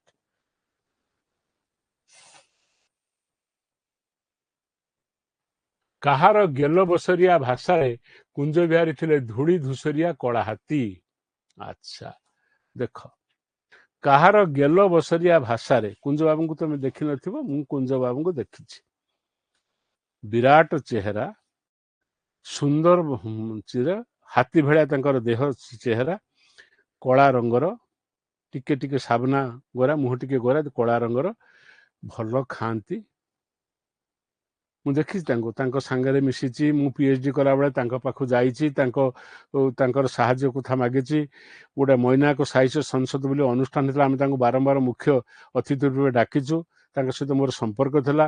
ଡକ୍ଟର ଯୋଉ ଥିଲେ ଆମର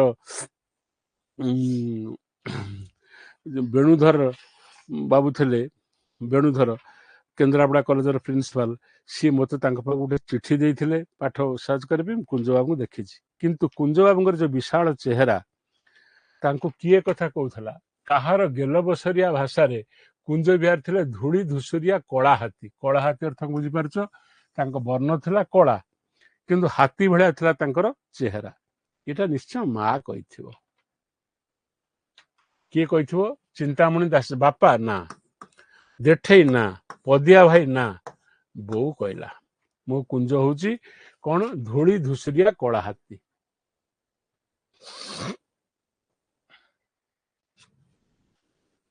ମୁଁ ପିଇବି ଏକଥା କୁଞ୍ଜ ବିହାରୀ କାହାକୁ କହିଥିଲେ?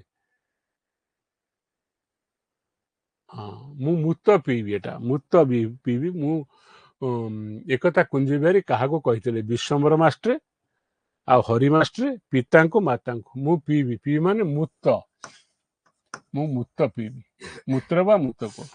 ବେଳେ ବେଳେ ଶିକ୍ଷକ ମାନେ ସେତେବେଳେ ରାଗି ଯାଇ ତୁ କଣ କରିଛୁ କର, କଣ କରିବୁ ନା ଲେଖିବୁ ନା ଲେଖ, କଣ ଖାଇବୁ, ଡରି ହରି ପିଲାମାନେ ସବୁ କହିଦଉଥିଲେ।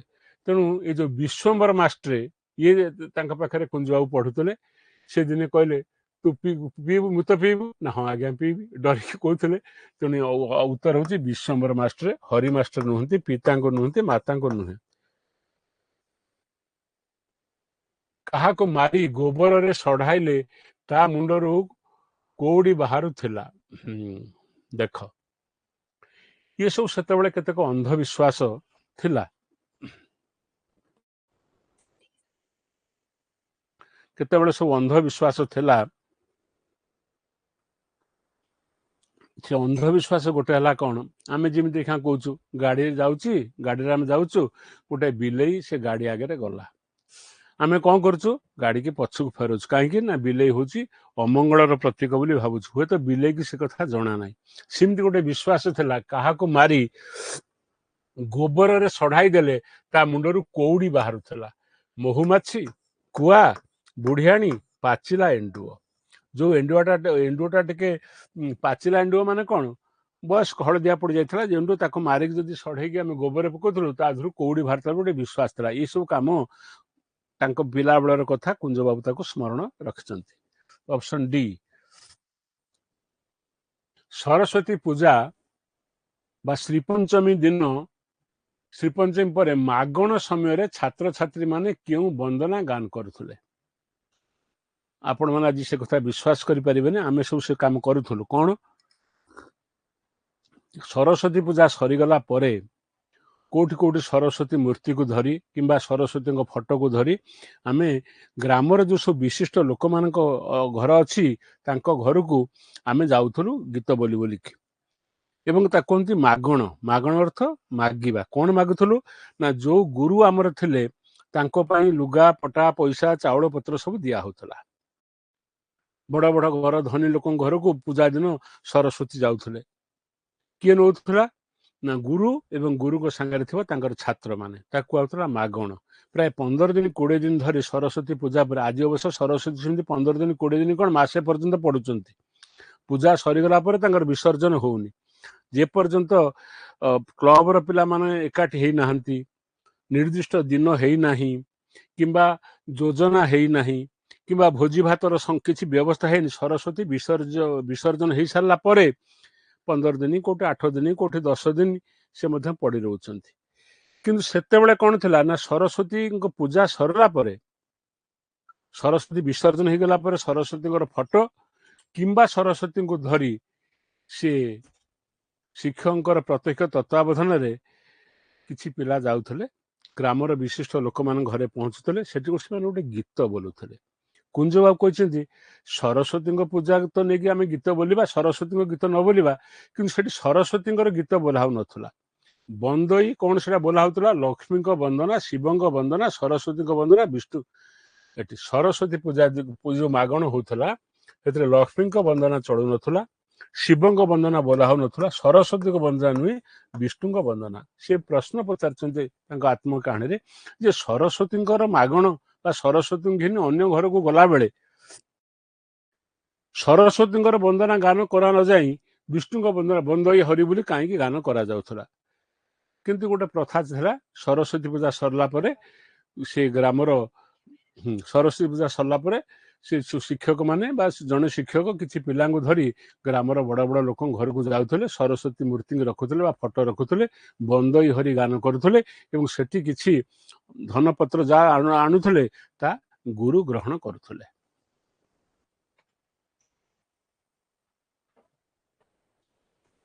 ବାଘକୁ ବାଟ କିଏ ଦେଖାଉଥିଲେ? ଠାକୁରାଣୀ, କୃଷ୍ଣ, ଗୟାଧର, ମାୟାଧର। ବାଘକୁ କିଏ ବାଟ ଦେଖାଉଥିଲେ? ଠାକୁରାଣୀ, କୃଷ୍ଣ, ଗୟାଧର, ମାୟାଧର। ଗ୍ରାମ ବିଶ୍ୱାସର ଚିତ୍ର ମଧ୍ୟ ରହିଛି। କ'ଣ ଗ୍ରାମ ବିଶ୍ୱାସର ଚିତ୍ର? ଆମେ ବିଶ୍ୱାସ କରୁ ଯେ ଠାକୁରାଣୀ ଯେତେବେଳେ ହଇଜା ଲାଗେ ଆମେ କହୁ ଆମ ଗାଁ ଠାକୁରାଣୀ ସେ ଗାଁଟାକୁ ଜଗିଛନ୍ତି। ହଇଜା ଯୋଉ ଦେବୀ ସେ ପ୍ରବେଶ କରିପାରିବେନି, ଠାକୁରାଣୀ ତାଙ୍କୁ ଜଗିଛନ୍ତି, ତାଙ୍କୁ ହଟେଇ ଦଉଛନ୍ତି। ସେମିତି ବେଳେ ବେଳେ ଆମେ କହୁ ଯେ ଆମ ଗାଁ ଠାକୁରାଣୀ ବାଘ ଉପରେ ବସି ରାତିରେ ବୁଲୁଛନ୍ତି। ଏମିତି କେତେ ଲୋକ ବିଶ୍ୱାସ ଆମ ମୁଣ୍ଡରେ ସ୍ଥିରଭୂତ କି ସେତେବେଳେ ସବୁ ଥିଲା। ଏବେ ମଧ୍ୟ କିଛି ଅଛି ଯେ ବାଘକୁ କିଏ ବାଟ ଦେଖାଉଥିଲା? ନା ବାଘକୁ ଦେଖାଉଥିଲା ବାଟ ମାୟାଧର ନୁହେଁ, ମାୟାଧର ବ୍ୟକ୍ତି, ଗୟାଧର ନୁହେଁ, କୃଷ୍ଣ ନୁହନ୍ତି, ଠାକୁରାଣୀ ବାଟ ଦେଖାଉଥିଲେ ବୋଲି କୁହାଯାଇଛି।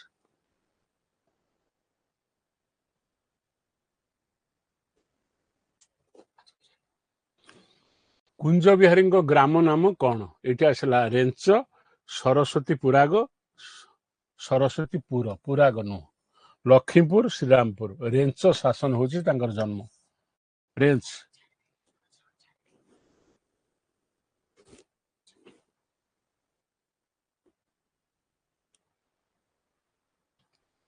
ନିମିତ୍ତରେ ପ୍ରଥମେ କେଉଁ ମହାପ୍ରଭୁଙ୍କ ଲାଗି କରାଯାଉଥିଲା? ନିମିତ୍ତ ଅର୍ଥ ହଉଛି କ'ଣ? ଯୋଉ ବିବାହକୁ ଆମେ କ'ଣ ଆଜ୍ଞା ଆଜି କ'ଣ ନା ନିମିତ୍ତ ଅଛି କି? ନିମିତ୍ତ ମାନେ କୌଣସି ବିଶେଷ ପର୍ବ ବିବାହ ହେଇଥିବ, ସେ ନିମିତ୍ତରେ ପ୍ରଥମେ କେଉଁ ମହାପ୍ରଭୁଙ୍କୁ ଲାଗି କରାଯାଉଥିଲା? ଲାଗି କ'ଣ? ଲାଗି ହଉଛି କ'ଣ? ଧର ଆମେ ଭାଷାଟାକୁ ଦେଖନ୍ତୁ, ବ୍ରହ୍ମପୁରର ଭାଷା ଅଛି, ଆଜି ମୁଁ 100 ଟଙ୍କା ବାନ୍ଧିଲି। 100 ଟଙ୍କା ବାନ୍ଧିଲି କ'ଣ? ବ୍ୟାଙ୍କରେ ଯାଇ ଡିପୋଜିଟ୍ କର, ତାକୁ କହିଲେ ବାନ୍ଧିବା। କ'ଣ ଆଜ୍ଞା ଅନ୍ନ ଲାଗିବ? ଅନ୍ନ ଲାଗିବା ଅର୍ଥ କ'ଣ? ଅନ୍ନ ପରସାଯିବ। ତେଣୁ ସେ କହୁଛି ପିତା ମହାପ୍ରଭୁ, ଡାଲି ମହାପ୍ରଭୁ, ଅନ୍ନ ମହାପ୍ରଭୁ, କ୍ଷୀରି ମହାପ୍ରଭୁ। କୌଣସି ନିମିତ୍ତ ପର୍ବ ଯୋଉଠି ସବୁ କୌଣସି ଉତ୍ସବରେ ଖାଇବା ପିଇବା ହଉଥିଲା ତାକୁ କୁହନ୍ତି ନିମିତ୍ତ। ସେଥିରେ ପ୍ରଥମେ କ'ଣ ଲାଗୁଥିଲା? କେଉଁ ମହାପ୍ରଭୁଙ୍କ ଲାଗି ପ୍ରଥମେ କ'ଣ ଲାଗୁଥିଲା? ଆଗ ଲାଗୁଥିଲା କ୍ଷୀରି, ତାକୁ କୁହାଯାଉଥିଲା କ୍ଷୀରି ମହାପ୍ରଭୁ। ଅନ୍ନ କୁହାଯାଉଥିଲା ଆଜ୍ଞା ଅନ୍ନ ମହାପ୍ରଭୁ ଆସିବେ, ତାମାନେ ଅନ୍ନ ହଉଛି ମହାପ୍ରଭୁ, କ୍ଷୀରି ହଉଛି ମହାପ୍ରଭୁ, ଡାଲି ହଉଛି ମହାପ୍ରଭୁ, ପିତା ମହାପ୍ରଭୁ, ଖଟା ମହାପ୍ରଭୁ। ଯୋଉ ସବୁ ଆଇଟମ ଗୁଡା ଦିଆଯାଉଥିଲା ତା ସାଙ୍ଗରେ ସାଙ୍ଗିଆ ଥିଲା କ'ଣ? ମହାପ୍ରଭୁ। ଆଜିକାଲି ଆମର ବଦଳି ଯାଇଛି।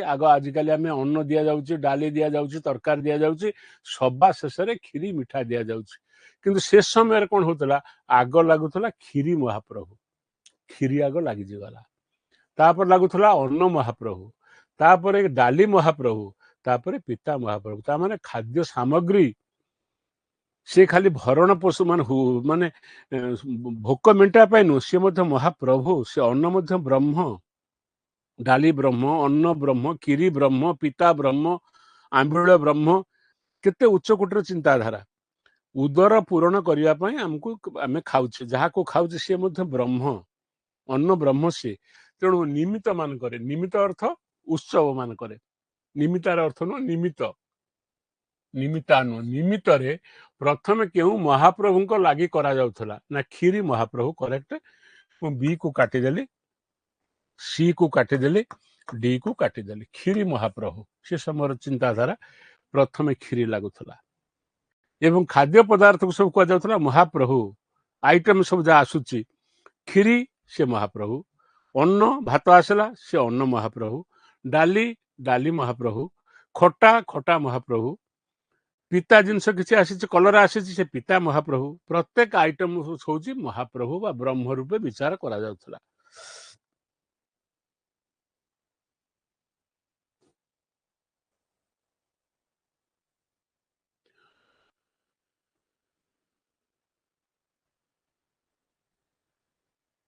ଛଡ଼ଟା କିଛି ନାହିଁ।